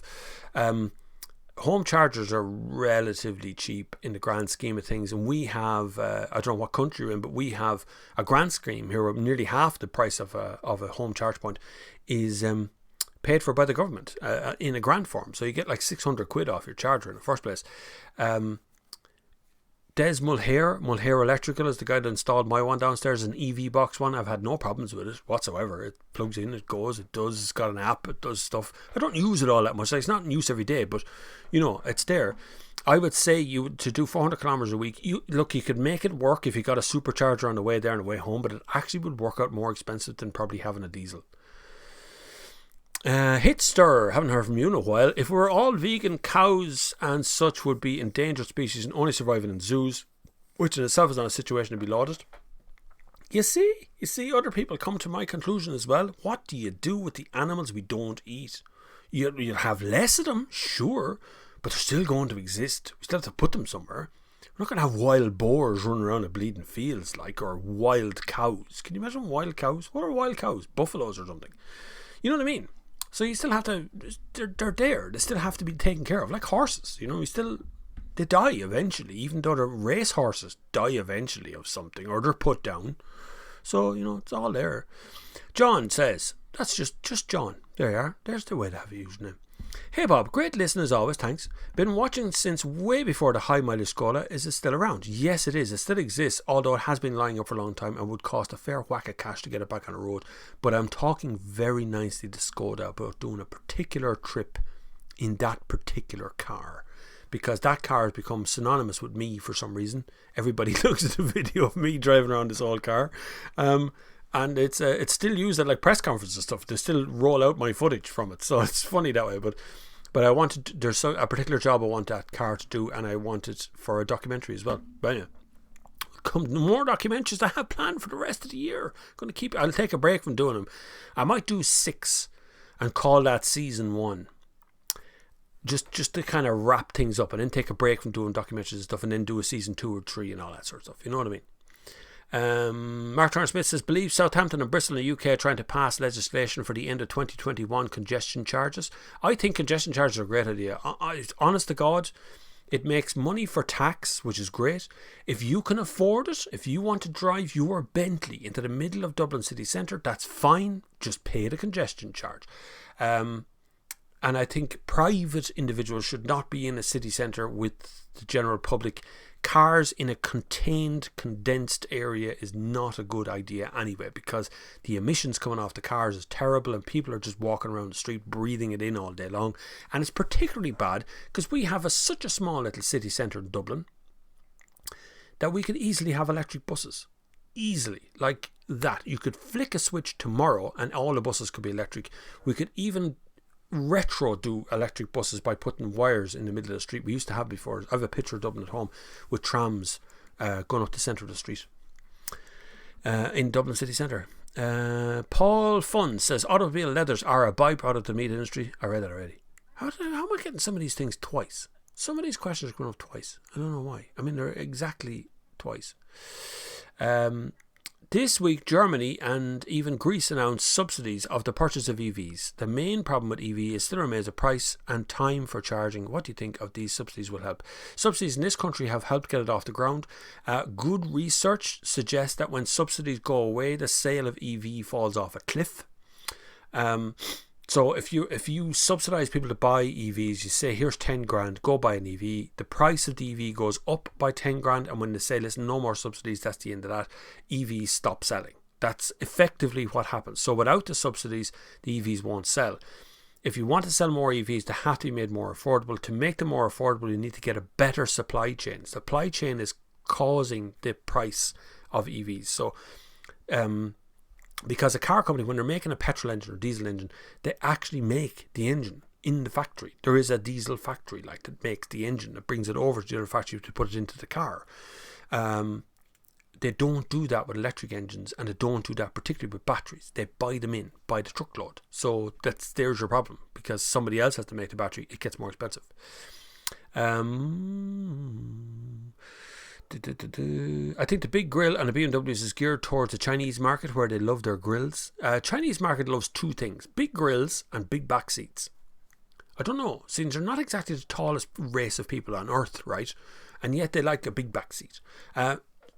Trivia fact: the most amount of saloon cars sold on earth by population of market is China and Ireland.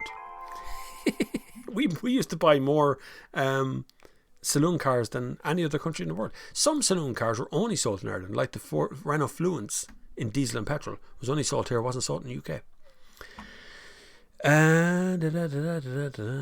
Paul O'Connor says, anyway, McAfee, sure, we know it's not the end of diesel. Father Bob told us we'll be around for these 10 years more. It will be around for another 10. It will, for sure. We're not going to get rid of it that quick, but it will peter out to an end unless we find a way to improve what it does and how we use it. Martin Murphy says, hi Bob, do you think Ford will continue the Mondeo going forward? No. As they're ceasing production of the Fusion in the US? No, I don't think so. Mondeo was not a big seller for the last couple of years in this country and even in the UK.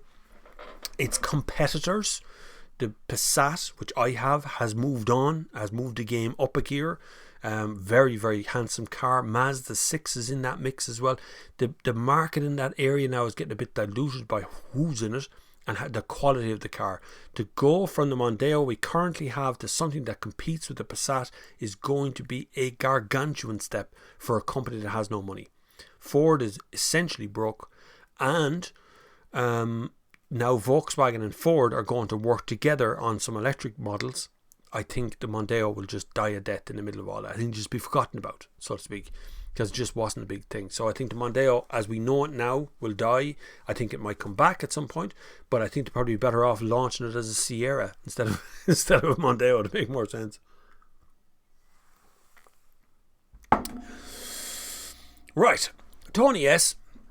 says, Bob, I was in a main dealership for the annual service last week. It worked out well, except the turnaround takes longer with pandemic protocols, including sanitising the car afterwards. Yeah, I know. It's a pain in the ass, isn't it? I'm not sure. It could be all fake, lads. I don't know if it's pandemic at all. Actually, my brother-in-law got it, COVID-19. It was tested and got it and has recovered, but said he was terribly tired. He's terribly tired every evening. I put that down to wine, though. That's what I think it is. Paul O'Connor, okay, lads, 170 kilometres on 40-month-old, serviced every 15 kilometres. What needs to be done to keep it going well? 40-month-old? What's 40-month-old? What's that mean? Oh, the car is 40 months old, right? Okay, not the bloody oil, though, right? Service every 15. What needs to go on to keep it well? Just keep it serviced. Just do the regular. Just make sure the oil is changed, the air filter is changed, the oil filter is changed. That's it, really. Keep the tyres pumped up. Adrian Mullally, hi Bob. Give it a wash once in a while, obviously. Hi Bob, keep up the good work. Thanks, I will. I'll try anyway. Any thoughts on the new Toyota Hilux, when we will have it in?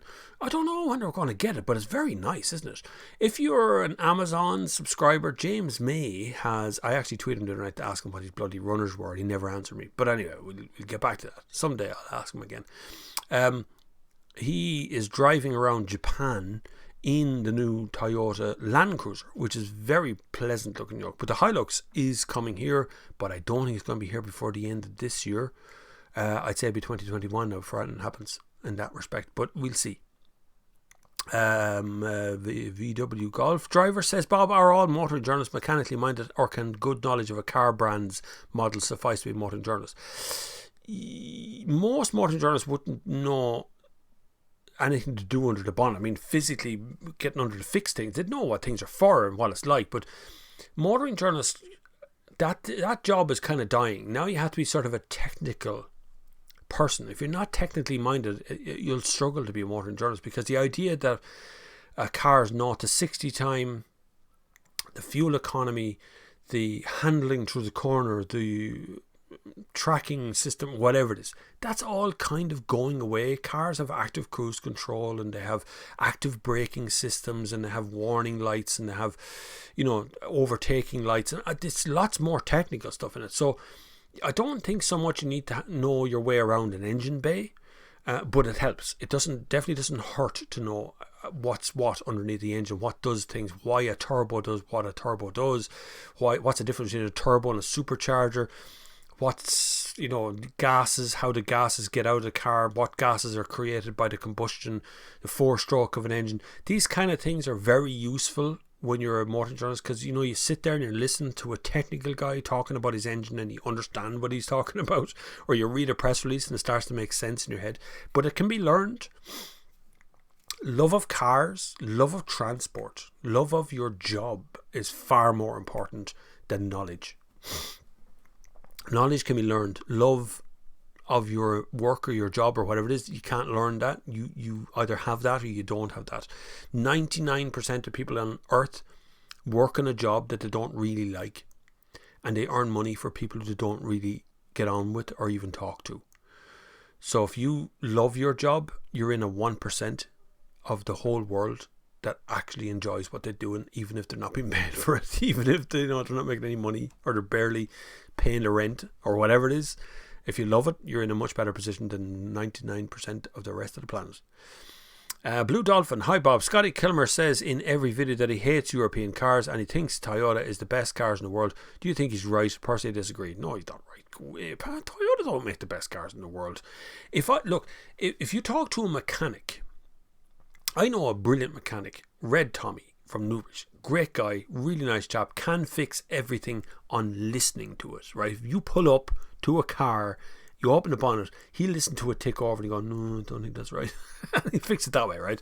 He'll tell you that a Honda Civic is the most reliable car ever because he owns one, because he's a mechanic and he looks after a car. And that's the life of it. That's why Scotty Kilmer owns Toyotas, and his Toyota never breaks down. It's really easy going. Sits beside his door because he's a mechanic. They don't make the best cars to own. They don't make the most reliable cars on earth. American model cars are notoriously shit boxes, to be honest with you. Half them, like Lincolns and all that sort of stuff, are disaster zones. They go wrong so often, they're not worth buying. So American cars, on the whole, are pretty crappy.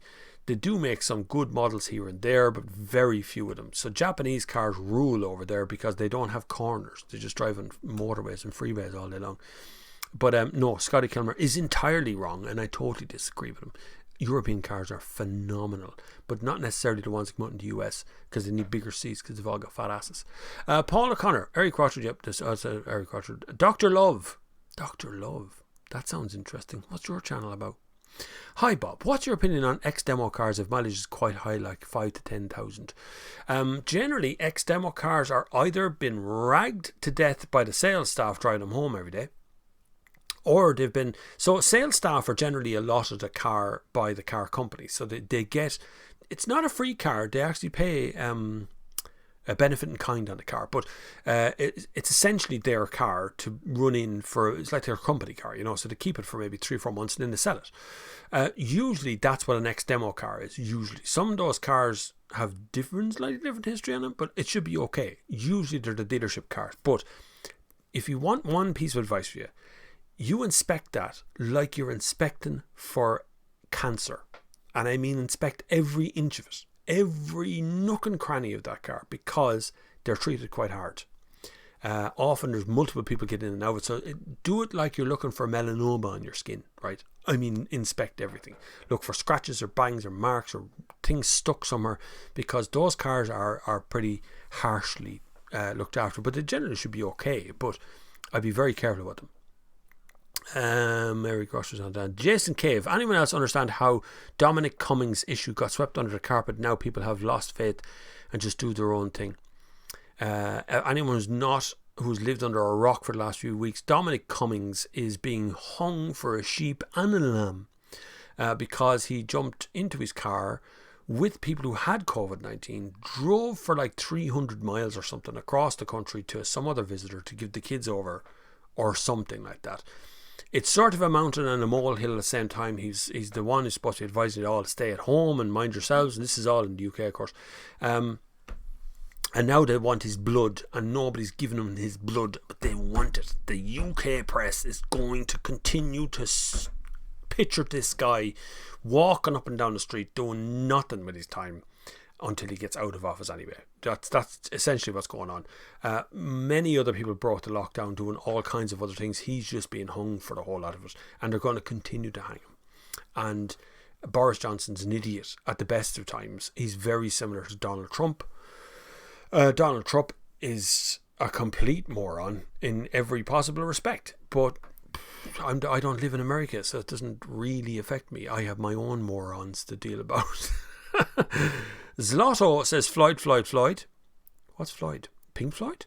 Something like that. Eric Watchard says, no, Paul O'Connor is answering Eric Watchard, I think. You should put a little at in front of it. It works out that way because they get a little colour on their screen. So you go at Eric Watchard, he gets a little coloured bar across the screen saying that you've actually said it to him. Luke X, you said before that it's still not right moment to move to electric, better in 2021, but my car is over. Which average car with reasonable price, not small ones? See, there's only small ones, electric cars at the moment, unless you go into Audi Q, whatever that, or Q thingamajig, e-tron, that yoke. But that's enormous. Like, you're gone from, it's 100 and something thousand euro to get the e-tron.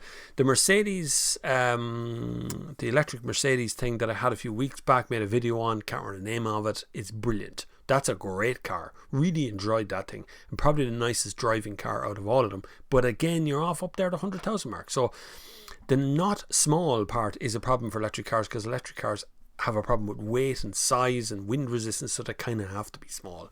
My favourite is the Kia e-Soul currently. Model 3 would be right in there, but it's still not as affordable. It's still a little bit too pricey for me, but it's very, very good. Great range on it, and the network is very good. So Model 3, Kia e-Soul, Kia e-Niro, Nissan Leaf is worth a shout as well if you really want something that's a bit more affordable. You get a second-hand 2017 one of those, fairly right and reasonable, within reason. They're not terribly expensive, but they wouldn't be the pinnacle of all things electric at the moment. Anyway, what they're missing over that came up. La la la la. Talking much yourselves. I'm coming back at you in a second. Who's Floyd? There I am. I'm alright, I'm here. I made it. Keep going. I'll keep going. We've got 10 minutes left, but I'll keep trucking until we get to the end of all the questions. I'm starting to catch up on you now at this stage. 3:11, I think, or 3:05 or something I'm answering questions from. So I'm catching up on you. I'll get there eventually. Byron says, I've stopped looking at Mr. Kilmer's videos. At the end of all of this, that, and then it's a video on Toyota engine smoke out of his Q&A at home. So that's essentially what all the videos are. I could have gone that exact same route and just sit here in front of the camera, answer this for 2 hours, all these questions, and then cut it into 10-minute videos over 2 hours. So essentially, for every video, for every 2 hours that I spend in front of the camera, I'm making 2 weeks worth of content straight away, right? But I just look at it, and the more I see it, the more desperate each one of the titles becomes, you know. This is the end. I give up. I've been banned from YouTube. All these things that he keeps putting on as titles, and you get there and go, what? This is not right. So his watch time must be terrible. You can have 1 million subscribers, but if they're only watching 30 or 40 seconds of your video, you actually get penalized by YouTube. They penalize that because they're not watching your whole video. So the watch time starts to fall. Whereas I have a very high watch time. People watch a lot of the video that sit down to watch when they're watching one of my videos, whether it be a documentary or it's even a car review. I tend to get quite long watch times. Where the drop off happens is when an ad plays. I have no control over that, but that's generally the drop off point. If I put an ad in 7-8 minutes, you'll find that the drop off point is 7-8 minutes in. That's what usually happens. So Kilmer is a beast on YouTube for sure, but I don't see a long-term future to it. I don't think he can keep that up forever. You know, I'm not sure you can get that far ahead of yourself. Anyway, McPhee says that time has come. Tickets, please. See y'all later. Bob will sort out some old TG later, and Eric, and all the best for tomorrow. Yeah, Eric, all the best for tomorrow, Eric. We're all watching. Andy FX7 says, agree with you, Bob, on opinions. If you disagree with others, it's taken personally rather than tease out the logic and reconsider that opinion. There's a couple of things we've kind of dismissed in modern life. One of them is being able to have an opinion that's not like other people's opinion. So being able to go on Twitter and say that electric cars are crap. The hatred that comes at you because your opinion's not like people who watch electric cars, right? It's terrible. We've also forgotten things like parodies. So if anybody remembers, anyone in Ireland remembers, David McSavage used to do a show on TV, and it was called The Savage Eye.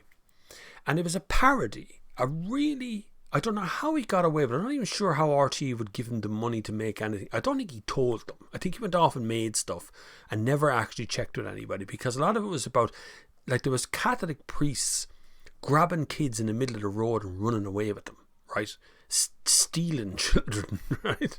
It was proper parody. And he said recently on Instagram, Dave McSavage, that he could never make it today. It wouldn't be allowed to be made. Glinner, you know Glinner on Twitter, right?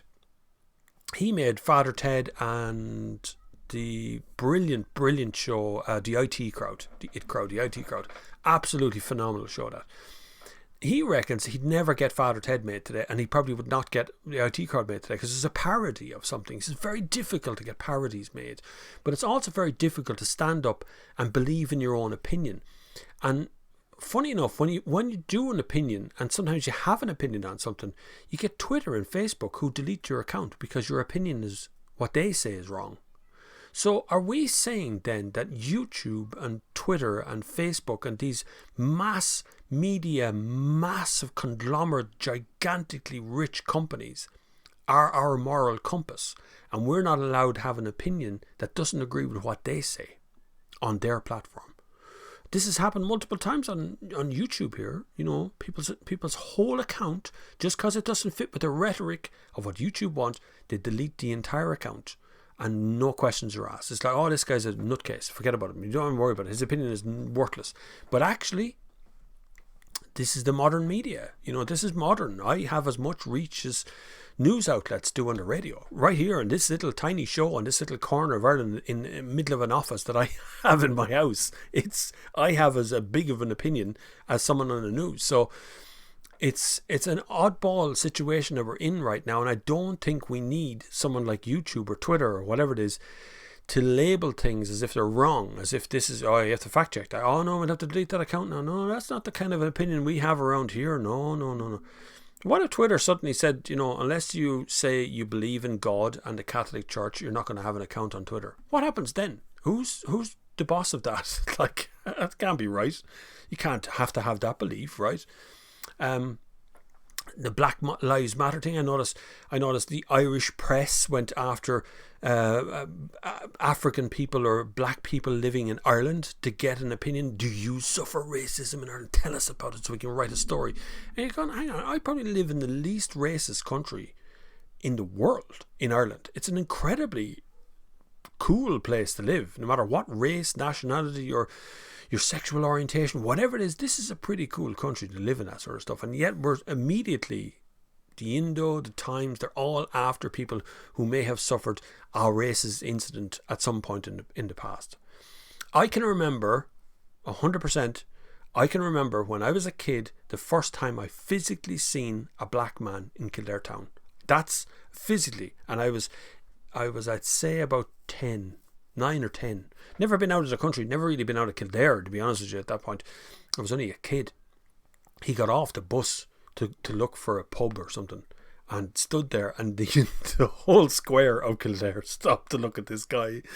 That's how, in such recent memory, since we've had anyone come into this country from outside this country to get work here, because everybody in the 80s of Ireland was leaving, not coming in. Nobody was coming here.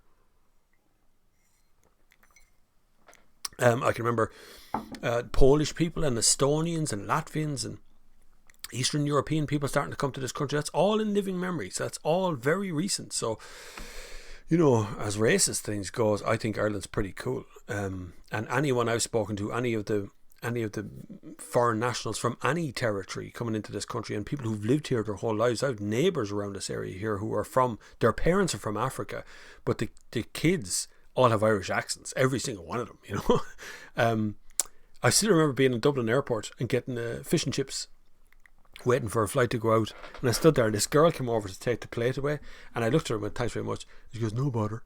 And she looked like she came straight out of the Congo, like very dark skin, an older woman, but she just goes, no bother, and walks off. She's obviously from Dublin. It's weird.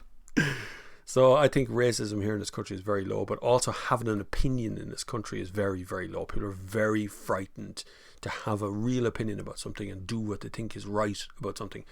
Anyway, Maminsk got sidetracked there. Bob, there is no black-only schools in the US since segregation started several decades ago. Any schools that seem to be all primarily black are just because that is the corresponding population. Yep, I know they don't publicise it as being only blacks in the school, but I have seen it with my own two eyes where the entire school, there isn't a white person anywhere in the locality. A couple of white teachers maybe, but there's no white people going to those schools. And I've seen them. I've seen the news reports. I've seen stuff on TV. I've been there as well. I've seen it from my own two eyes to actually see it. I know they don't advertise it as a black-only segregated school. They don't say it, but technically that's what's going on. That's what's happening in there, is that they have done that segregation in a roundabout way. They've said that this is a black-only area. Now that's that. And no one's going to talk about it any differently. And up the road, there could be the best white school in the entire world, and there might be 4 or 5 black people in it, but you can guarantee it's mostly white. It's funny, it's an American thing. It seems the normality over there. It seems like a normal thing for people to do over there. We find it weird when we're confronted with it, but it's normal over there. Raymond Gray says, afternoon, thank you. Nico, I think the electric is future for city driving. I think electric is the future for all driving, but essentially nearly all driving. I think electricity will actually save the good cars. I think we stopped making good cars a while ago, and I think our little GTI Golfs and Polos and all these other little cars that are around the edge that are really good and fun to drive will be saved by electricity. It's exactly the same way that the car saved the horse from being beaten to death in the street, which is essentially what horses were being done at one point as well. trying to get a horse to pull heavier and heavier loads, and you had to whip it and whip it and whip it, and if it died, it was left there and pulled away off to the knacker's yard and melted down for glue, and you just got a new horse. That's what we're doing with cars now. We got to stop doing that. That's bad. Dino Man says Nissan are dropping diesel from cars totally. They have only really got the one diesel engine anyway, which is the 1.6 DCI. It used to be the 1.5 DCI, so they only had one diesel engine, and they've literally done next to nothing to develop that engine further. So they stopped developing because it was a Renault engine, a very reliable engine by the way, but because it was a Renault developed engine, the 1.5 DCI, they shared the tech between the two, but largely they weren't developing in the background. They weren't doing a whole lot. They rebored out the cylinders to make 1.6 and let it run at that, and now they're just going to, we don't need it anymore, to be fine. But then Nissan have no money. Money. It's gone, and so is Renault. They're going to sink each other if they don't disconnect at some point, or at least create some sort of middle ground. That has to be saved by the French government again. It's criminal the amount of performance TDI cars with DPFs, EGRs removed still getting through UK MOTs, yet meant to be tightened up in 2019. Sadly, can see motivation for AdBlue cheat devices. Yep, that's what's going on. Cheat devices, no good to us. Not going to help the environment to cheat.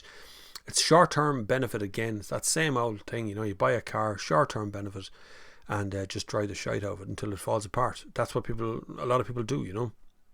Raymond Comma says, what will be the replacement for mainline trains, ferries, cargo ships if diesel is going to be gone in 10 years? Okay, so trains and boats, particularly boats, buy the cheapest diesel they can possibly find on the face of planet Earth. It's filthy, horrible, unrefined, worst, low quality grade diesel they can do it. That's what they use in cargo ships. They put in scrubbers, which are called scrubbers, so it's like a filter that they close when the smoke is coming out as they pass by Europe or go near shores. When they go out to deep sea, they open those scrubbers and they let all that crap out into the ocean. And so a lot of cargo vessels, particularly, are a bugbear of mine. They are improving. There is systems in place to already do this with cargo stuff. We have nuclear. It's an expensive option, but nuclear options that the military has been using for years to run aircraft carriers. They've been running on nuclear stuff. You could easily do that with cargo stuff. Hydrogen is an option. There is any amount of solar stuff that they could be doing out there. There's always some other version of it out there. We should not be held back. It's the commercial end we need to work. Once it happens commercially, things become very easy for a private home user. Commercial stuff tends to drive how private home users work. So it's very important to us to move on, and cargo vessels is my biggest bugbear at the moment because they really do. And if you want to see real pollution on a grand scale, have a look around at some of the cruise ships where all these older generation people and younger generation people now are filling cruise ships and sailing around the world and having a lovely time.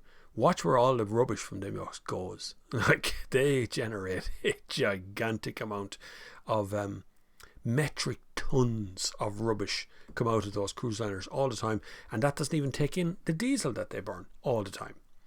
24 hours a day, 7 days a week, 365 days a year. They don't stop sailing those things. They don't go off somewhere for 6 months. They stay sailing all year, and when they're finished they get turned into something else.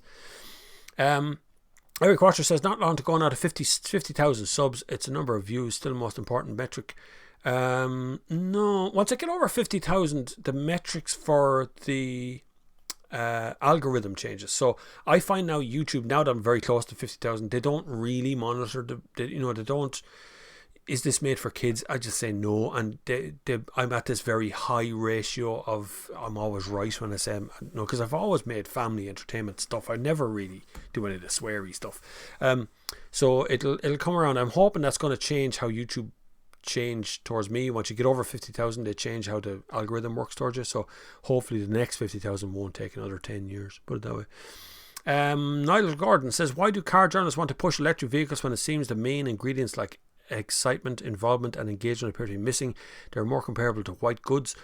You're probably right, Nigel, in fairness, but unfortunately the car companies dictate what cars we're testing, and so if it's on the press release you're going to be testing it, and you'll find that a lot of motoring journalists, but a lot of motoring journalists are actually quite young. So they're young people. So a lot of them don't have a history of knowing a car history. They know it maybe in their head. They've read it. They've watched Top Gear. They've watched Fifth Gear. They have that kind of history.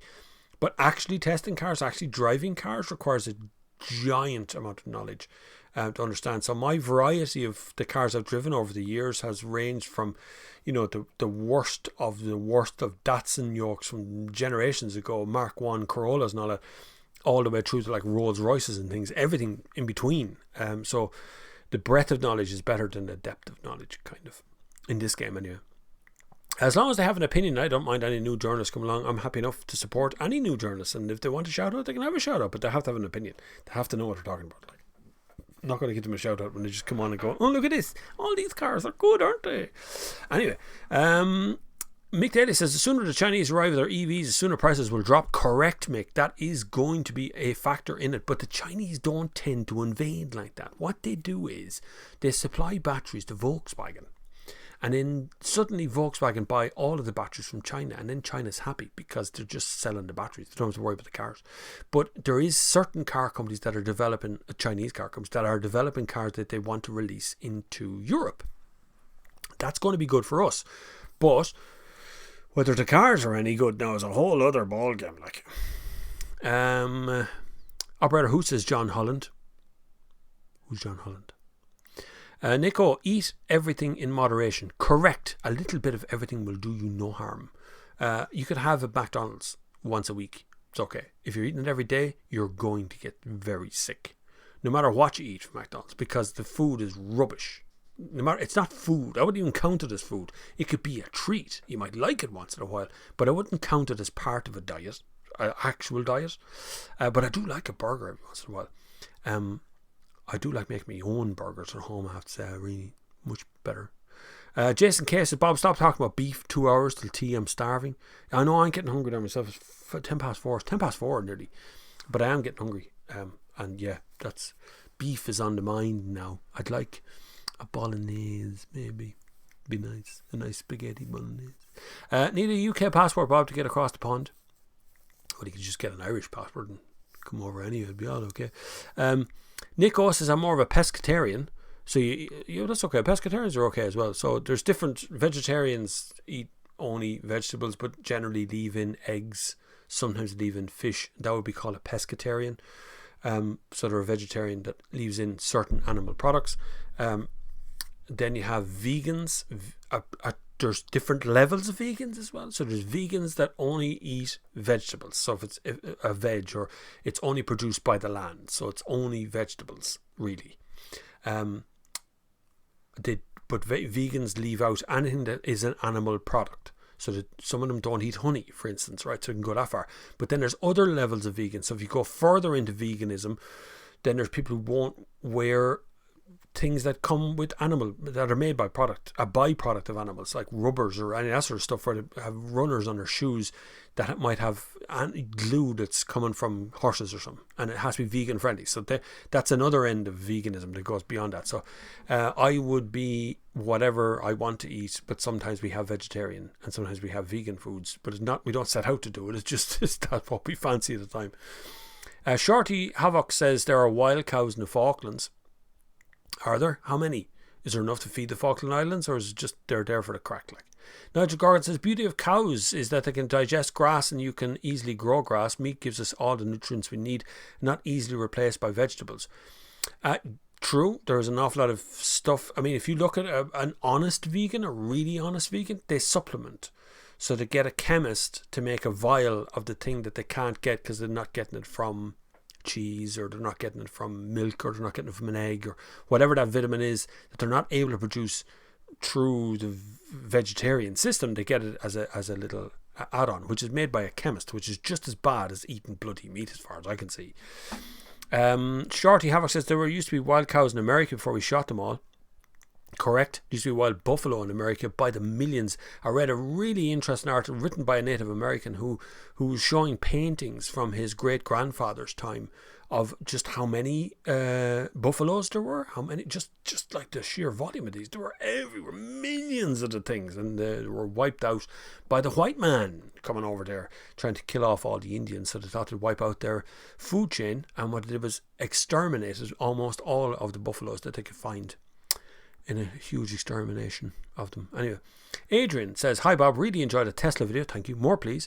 Why don't car manufacturers make the seat backs heated instead of the bases?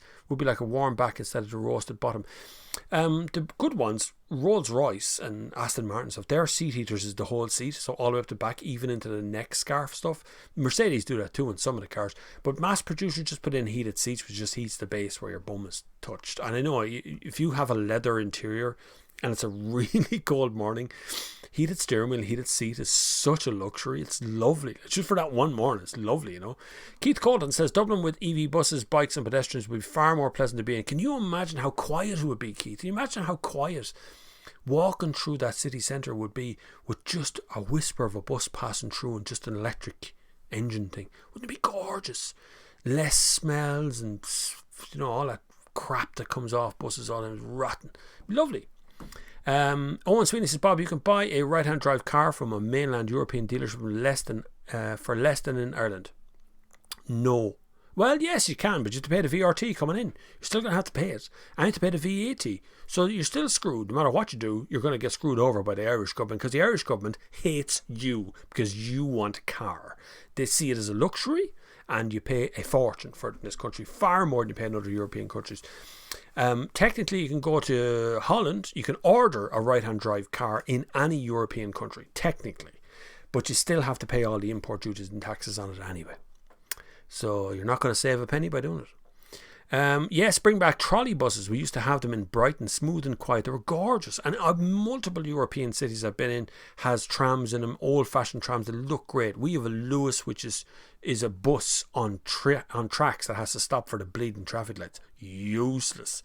And slow. Far, far too slow. I was in Prague. Was I in Prague? And they have a similar looking Lewis, and it's much quicker. It's great. Marty O, what do you think about Dublin City Council trying to bring in a 30km/h limit throughout the city? Bloody jokers with nothing to do, thinking up revenue streams. That's exactly what's going on. 30km/h thing has been going on forever in Dublin. It's on, it's off, it's on, it's off. It's nonsense. 30km/h, you might as well walk as 30km/h, being honest with you. It doesn't make any sense. It's very hard for a modern day car to drive at 30km/h. You're talking about maybe comfortably third gear, maybe second or third. It's not very conducive. It also puts out actually more CO2 because you're trying to mess with the revs the whole time. Stupid. Michael Doherty, could Chinese preference for a big black seat be a direct consequence of their large population? Not sure. No, I think it's a status symbol thing. As far as I'm aware from Chinese people, it's a kind of a status thing. So they have tiny little houses, so they get a car with a great big back seat. Just a sort of status symbol, York. 30km/h speed limit will make very little impact on travel time in a city. I can cycle across the city faster than I can drive. You know, Dublin city centre is so bleeding small. I walk across it. Like you take the Lewis in as far as O'Connell Bridge there. Get off and walk to Trinity. It's only up the way. That's the whole city centre. It's not London we're talking about.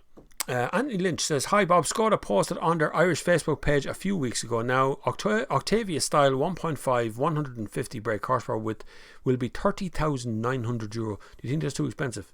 Yep. Any of these cars, and it's not Skoda, but all of these cars should start at 25 grand. That's the golden point. That is the golden bit. 25 grand for a new car at the bottom end of the range is okay. Over 30 grand and it's getting crazy there. Car prices have gone up. I know that's terrible, but €30,900 to start out with a car that should be a 5-door family hatchback for the family and not a luxury vehicle is insane. They're raising the price of petrol and diesel price cars because it makes electric cars look more affordable. Just saying. It's just a marketing ploy. Dermot Walsh, Mazda 6 coming in rear-wheel drive to going after BMW. No, BMW stopped doing rear-wheel drive, really, in fairness to them. They started doing that X-Drive yoke and never went back. They just keep on trucking. Have you driven a Skoda Vision IV? No, I've driven a Skoda Enya, which is the Skoda Vision in another version, essentially, Gary. I've driven the Enya. The video is on my channel. It's the camouflage one. I drove it here in Ireland. Naveed Mabashar. Hi, what do you think of BMW 330e? Pretty good car, actually. Yeah, not bad. You do have to work pretty hard to make a PHEV work properly. So if you can make one, if you can get the best of it, if you're consistently driving on that PHEV battery car, you probably should have bought an electric car. But then there's no real electric alternative to the 3 Series. 3 Series is a unique sort of a car. So it's a good car though. Really good car. Enjoy driving it. Well balanced. It drives like a BMW, like the way I want it. Mark Anthony McNally. Is the superb 150 brake horsepower diesel underpowered on motorways? No. Power on motorway doesn't come from horsepower, it comes from the torque emissions, right? So if you want to overtake something on motorway, you want to go faster, it's the torque setting that pulls that. The 150 brake horsepower is about being able to pull a trailer. That's more what horsepower is. Torque is about overtaking. So that power, that feeling that pushes you back in the chair, that's torque. Look at the torque setting to find out if something's good on a motorway. The higher the torque level, the better you're going to get on a motorway. Just watch at what point of the revs they're talking about. So if the torque is like 250 newton meters of torque at 9,000 RPM, that means it could be 100 torque at 50 RPM. It's kind of weird. Nikola says Scotty is now a joke. I don't know if he's a joke. He's got a lot of subscribers. He just drives me up the wall. He used to be good. I can't believe that channel went so madly wrong. Paul McMillan. Bob, if Tesla can lower the price of manufacturing batteries to below $80 per kilowatt, it will turn the car world on its head. The problem will not be cost one, it'll be one of supply. Only if look, we don't want Tesla to be the only battery manufacturer on the face of the planet. If everybody can reach $80 per kilowatt, and it makes an electric car around the price, in the region of the price of a petrol car, not diesel car, because they're not comparable. But if an electric car compares well to a petrol car on range and on price, then you'll see a massive shift. Then it stops being this or that. Then it becomes they're all good cars. This is the one you want to run electric. There you go. There's your electric car. There's your petrol car. There's your PHEV. Deadly. And as I said on Twitter the other night, all we really want to do is to get about 50% of the cars in the next 10 years to be electric. And then there's no conversation left. That's the end of it. It doesn't matter what you're driving now, because half the cars on the road are zero emission. In the background of that, we also need electricity to be generated in a way that's affordable and is also zero emission. E.T. Flyer says, I stopped watching Scotty long ago. He adds no value to any of these topics. Correct. He puts up a crazy headline. You go watch it, and this content has nothing to do with the headline. See, he's just clickbaiting. That's the problem. I think he needs a kick in the ass when it comes to the click. I hate clickbaiting, particularly in my field, in the car stuff. Clickbait is terrible. Marty O says, I watched Marek's latest video about the Kia Exceed. There has been 6 or 7 ads on it. A real pain, to be honest. I know. The problem is the ads. So YouTubers rely almost exclusively on YouTube putting good ads on the videos. Skippable yokes. I don't really mind if there's 3 ads or 4 ads or whatever it is to watch the thing. What's really annoying is when YouTube put multiple ads in a single ad break. So you tell them you can put an ad in here at 7 minutes, it's fine, put it in there. But they put in 3 ads there. They don't put in 1, they put in 3, one after the other. Or they sporadically put ads throughout the video, and then they tell you it's coming in 5, 4, 3, 2, 1, but it's not a skippable ad. It lasts for 10 seconds. Right? It breaks up the whole content. I'm trying to develop a way, and YouTube is doing it with me.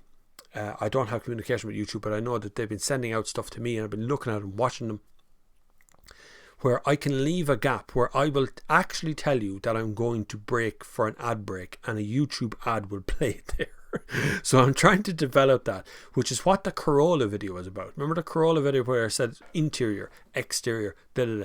That's what that was about. I was trying out a new system there where And I've done it in chapters as well. If you go back and look at that Corolla video now, you can actually click links in the bottom to take you to the exact minute on the interior, the exterior, the outside, the whole lot. So you're skipping the ads. So I'm trying to give you the options of skipping ads, essentially, working in chapters and telling YouTube exactly where to put the ad. So that's coming. It's on the way. Just take obviously, again, I'm on my own. I try to do all these things, but it's very hard to learn something new and enable something new and keep the rest of the stuff going as well.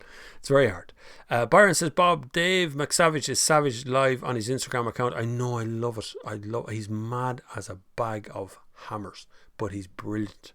Makes me laugh out loud regularly. But I love when someone comes to his front door and he says something, then comes inside and dictates it all back onto the camera. It's funny as hell. David McSavage, he's on Instagram. Bob, get a loan of a California for the week. Accommodation sorted. Oh yeah, Johnny Dub, it's a good idea. Mark Anthony McNally says, thanks, Eric. No, thank you, Eric. Fierce political today. Yeah, I know, but that's where the audience is going. And there's a lot of to and fro, and I come under a lot of fire on Twitter as well. That Tesla documentary brought out the worst and the best in people, but the worst in people as well. This guy doesn't know what he's talking about. It's funny. What about the Model Y? It's not about models. Mick Daly says, Black Lives Matter. What about the 70-year-old stabbed in Cork last night by a member of a black gang? And you got to reverse up a second. Where did you get the black gang from? This is the problem with Facebook. I'm not saying it wasn't a black gang. What I'm saying to you is, where did you get the information it was a black gang? It may have been a gang and there may have been black people in it. But I guarantee you, it's not just as clear cut as all that. And SFA on the news about it. Where are the protests now? So if it wasn't on the news, it's unconfirmed. That's how that works, boys. The news does not do what you think the news does. The news gets a report, goes, okay, can I confirm the sources on this? Here's the source, here's the source, here's the source. I have my sources, let's go to air. That's what news does. They don't hold something back because it's like, oh no, it's politically, you can't talk about that. They just don't have a source. So always be aware, if you're saying something on the internet, you're talking to people. Think of talking to your mammy about it, right? Would you say it to your mammy? Would you say it to your granny? If you'd say it to you, then you can say it on the internet if you'd say it to them. But there may have been a 17-year-old stabbed last night in Cork. I have no notion. That could be true, but I have no idea who did it. Byron says, there are really only 10 likes. I've refreshed twice. No, there's 166. According to that thing in my screen over there, it says 166. Robert Davenport says, thought this was a car chat, not cows. It's a chat. It's a chat for men and women and humans nationwide and all over the world to come and air their grievances about anything. Some of it is about cars. Some weeks we get into other topics way beyond cars, but I've caught up in this now, so I'm catching there more. John is having a steak and chips for dinner, so there you are now. Static Garmin 9 says, I have discovered a huge spider. How do I kill it? With fire. Burn your house down. Whatever it takes, just burn it, kill it, stand on it, beat it to death.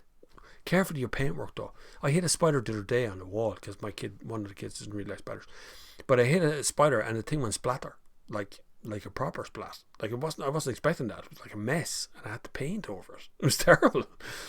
John Holland was the Irish. Of course it was, operator who. John Holland was the Irish chap that built and sold the first submarine to the US Navy. John Holland, good old Irish boy. Come on, John, up the yard. Nissan have two diesels currently, 1.5 K9K and a 1.7. Do they have a 1.7? They still have that, have they? Using the Qashqai and X-Trail, both Renault derived units. Oh, I'd forgotten all about that 1.7. Be honest with you, must sell a whole lot of them, I have to say. Edinburgh has good transport trams. Yeah, it does. I've been there. Lovely place, actually. 30 kilometers an hour is why I didn't have a problem with the Leaf. It does 30, no bother. No engine revving to annoy you. Perfect on the speed limiter. It is, actually. You can use the speed limiter as well. Electric cars do 30 kilometers an hour, no problem. Petrol and diesel cars just emit more because they're revving higher than they should be. So it's kind of counterintuitive. Bob, how much did I pay for a 93 Golf GTI in fair condition? I have no idea. I've not looked up a 93 Golf GTI. I'll be checking it very carefully. GTIs tend to be driven fairly hard. Elliot Keane says, hi Bob, what are your thoughts on used Tesla Model S? Try to stay away from the first generation. It had weird suspension and it's very firm over speed bumps. And I mean like maybe spine-shatteringly firm over certain kinds of ones. It's kind of long, so there's something funny with the suspension. But there's a slightly later one. In other words, if you go for the very first Model S, it's going to be difficult. The year after that, they updated that suspension and made it a little bit softer. It's a little bit easier to live with. Nice cars. They tend to be minded very, very well. Very little servicing and stuff to do on them. Just check the tyres. They're quite expensive. And just have the battery checked as well. There's a little thing you can download. I can't remember what it's called. Anyway, there's a thing you can download for your phone. You get a Bluetooth dongle. You put it onto the car, and it tells you the condition of the battery. Pretty straightforward. You can look. I'm sure you can Google that one. Electric needs a Model T. It does kind of, yeah, mass produce cheap electric car, but it's the cheap part is the problem. You need something that's affordable that people can actually buy in around the 25 to 30,000 mark without a grant. Right, without the grant. The grant is the problem. The grant is distorting the price of used cars or electric cars in general, right? Scotty's endless money pit quote is priceless, and his hands fly about more wildly than Bob's here. He does this thing with his hands, yeah. Well, actually, you're told YouTube actually have a little thing that tells you that you should use your hands when you're talking to the camera, because it's people like to see your hands and you're more earnest with your hands up like this. So they actually tell you to do things with your hands. I don't really do much, and plus I don't want to hit the top of this thing here. This doesn't help. Somebody, Richard Cullen, bought a sticker. Thank you very much, Richard Cullen. You're very kind. Did I miss anybody on? I didn't miss anybody. PayPal, did I? No more. Johnny Dub, thanks for the chat, lads. Off to prep the din-dins. All the best, drive safe. See you after. We'll be talking soon. And we're down here towards the end. Right, Eric Wadge, do you think Kia will be able to increase their supplies of the Kia e-Niro? Since the demand outstrips supplies, they could easily ramp up. They're holding back because the 95 grams of CO2 has been met, and they don't have to worry about it now. So you can only sell so many of them. It's the 95 grams CO2. I'm harping on about this nearly every week, to be honest with you. The reason they don't sell enough electric cars into the market is because they have a target of 95 grams of CO2 for their fleet, and once they reach it, that's it. That's zero emissions. They don't want to go to 94 grams CO2 or 93 or 90 or zero. So they don't want to do that because they get the target will change next year. And if they're 97 or 98 grams CO2, they have to pay a big fine. So they reach 95 and they stop. That's that. So that's why there's a restriction in the market, not because they can't scale up. They can scale up. Hyundai Group, Kia Group, will be one of the biggest battery manufacturers. They manufacture their own. They can do their own parts. They do the whole lot themselves. So they're in the same kind of unique position that Tesla's in, where they manufacture their own stuff. Although Tesla doesn't manufacture everything, they just manufacture batteries. Marty O says, good show again, Bob. Have a good week. All stay safe. Wash your hands. Be patient. Lots of people coming out back of lockdown, including me. Go easy on me tomorrow. Paul McBillis says, Tesla documentary was top notch, Bob. Really enjoyed it. Great production values too. Look forward to the rest of the series. Yes, there's loads more. Have a good week, everyone. A cross section of topics here today. It's been everything here today. It's been all kinds of stuff. But you've been absolutely delightful to join me. There's still so many of you watching now, and we are 2 hours and 29 minutes in, and you're still here. Thank you very much for watching. Coming up over the next couple of weeks, there is another couple of documentaries in the offing. If you can support those, it would be absolutely brilliant. Really brilliant, because they require a gargantuan amount of time. Even just the research bit before I actually shoot anything takes forever. And then it's tracked on all the footage, then you get permission for all the footage, then edit it all together. It's quite a laborious task. It's a labour of love. I kind of like it. So, but if you can support it brilliantly, PayPal is down below. Patreon is there as well. We will have memberships here on this channel from next week. Once I get everything sorted out for that too. But as always, here we are on a Sunday. It has come to an end. It is nearly coming up to dinner time. Everyone wants to go and get something to eat and enjoy themselves and have a lovely weekend. What's left of it now, because we're back to work tomorrow. Well, some of us are back to work and back to kind of going out and meeting people. And, you know, it's very hard to talk to people these days. I haven't talked to people in like 14 weeks face to face. Don't want to talk. That's kind of it. You know, stay away from me like. But it's been brilliant to have you here today. Thank you all very much for joining me here again on the Sunday service. And until the next time, I will see you on the far side.